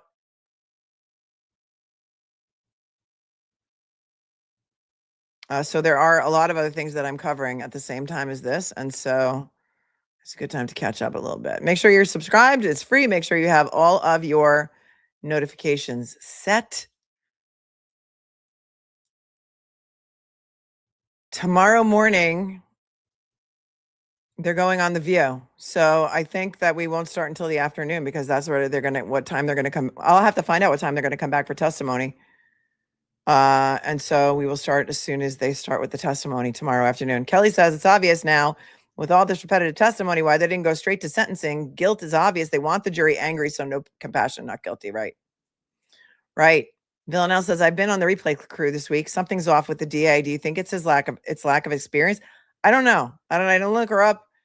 Jennifer Sprague is one. Shannon with one and Buckingham is the other. I don't know how long they've been attorneys. And I don't know if it has to do with lack of experience. Not a great look for the DA in Massachusetts. Yeah, he was there day one. Remember, because Kevin Reddington pointed him out in his opening. He said, that's the district attorney right there. This man decided. I forget exactly what he said, but he did point him out. I don't know if he's been there since. For those of you who are watching on the replay, don't forget to smash the like button too.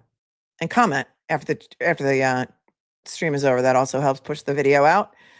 Ipsy Dixit says, so she went out a 12-foot window to hard frozen ground and had no head injury, broke many bones.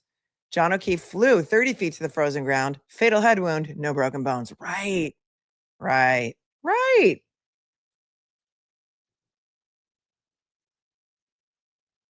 agree.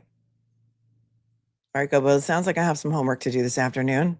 I'm so glad that I could keep some of you company for a couple of hours today. If you're at work, tell me if you got any work done. So Dave Matthews was amazing last night. Absolutely amazing. It was a full moon, as you know. It was a full moon last night, and Jones Beach Theater is built right on the water. So as soon as high tide started, we were in the pit, which is right down front, like an arm's length, really, like an arm's length from the rail I was. And the water filled up in the pit to where it was probably 5 inches of water. I mean, my feet were completely submerged in the water. And it was, although it's the bay, and so it was bay water, it was also mixed with all the beer that people had spilled and all their surf sides that they had spilled. And so it was kind of gross. But it was an amazing show, an amazing set list. All of my Dave stuff is over on Instagram. So if you don't follow me there and you're interested in seeing clips, click on my Instagram below this video and you can enjoy that as well. I went live, I think once or twice last night to show you guys a little taste of it. Oh, I'm in the picture all the way on the left-hand side. I have this hat on. And that's how you can find me in the selfie picture. Dave always takes a selfie with the crowd after every show. And I made it into 2 of the selfies last night, and it was fun. Can you please go over the Montgomery sentence ruling that dropped this week? I'll take a look for that. I haven't seen it. I don't know if it's in my inbox, but I'll take a look for it. Thank you, Law and Disorder.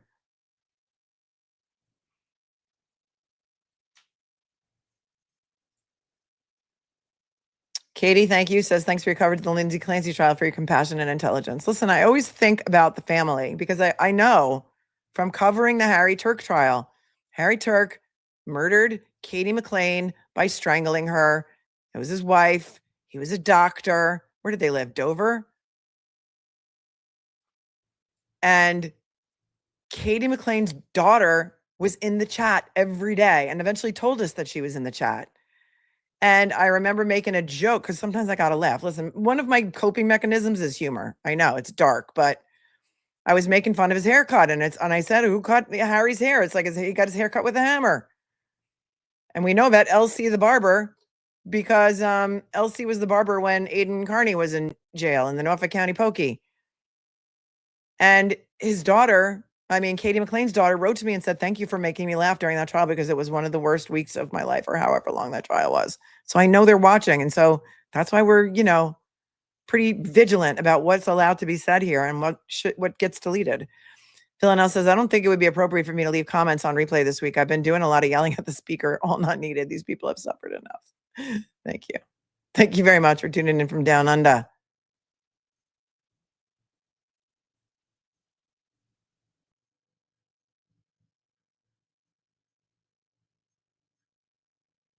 Let's see. Yeah, the full moon was we couldn't see the full moon, but it affects the tides from what I understand. And also high tide was about, 8:30. Nope, I have this hat on in the selfie, this hat, and I'm all the way on the left-hand side, kind of like up a little bit behind 2 other girls.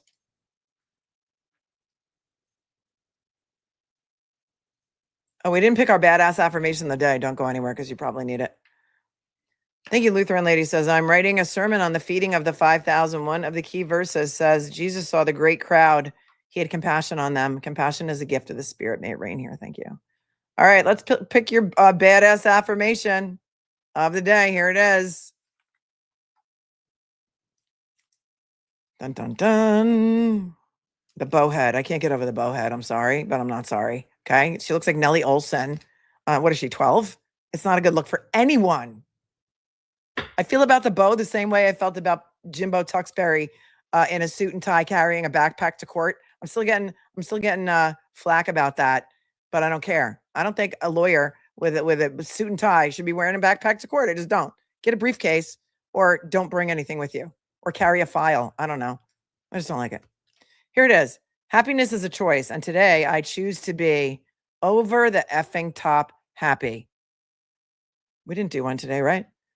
Happiness is a choice. And today I choose to be over the effing top happy. There it is. There it is.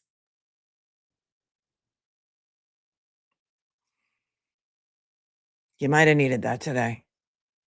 Prayers for Broken Baker. Yes, we hear he has maybe, perhaps, pancreatitis. Thank you, Helena. Helena's all the way from Sweden.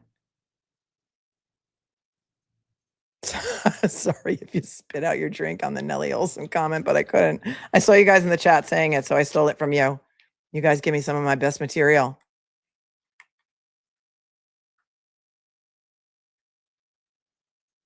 Wait, stop. Zoe, was she wearing a bow in her hair during openings? How did I miss it then? You said the same exact thing about the backpack and the bow. I didn't know. Great minds, Zoe. Great minds. Judge Sullivan is amazing compared to many of the other judges. Although I did really like, Massachusetts judges, my top 3. Judge Doolin is number 1. And then it's a toss-up for number 2 and 3, Sullivan and Diane Frenier. There are amazing judges in Massachusetts. Amazing ones. Also some not so good. All right. Looks like I got some homework to do. Law and Disorder says Montgomery weapons sentence has to be reviewed. We're in New Hampshire. Oh, no. His weapons sentence is the thing that was going to keep him in because he's getting a new trial for the horrific death of Harmony Montgomery. And that is the thing that was going to keep him in. All right, I'm going to have to look for that. All right, make sure your notifications are set. Make sure you smash the like button on your way out. Shout out to Claire in Manhasset if she's watching today. Thank you. I had no idea that you're a fan, a viewer, so thank you. Do all the things YouTube likes. Stay cool, stay kind, stay classy. Stay safe. Don't believe everything you read on the internet. Let me go do some other homework because you may see me again today at some point. All right? I love you guys so much. Protect your peace. Peace out. Tomorrow, jury's going on the field trip, and then we are going to start when they come back in the afternoon with more testimony. Hopefully not more first responders, but you never know. All right, you guys. Love you. Bye.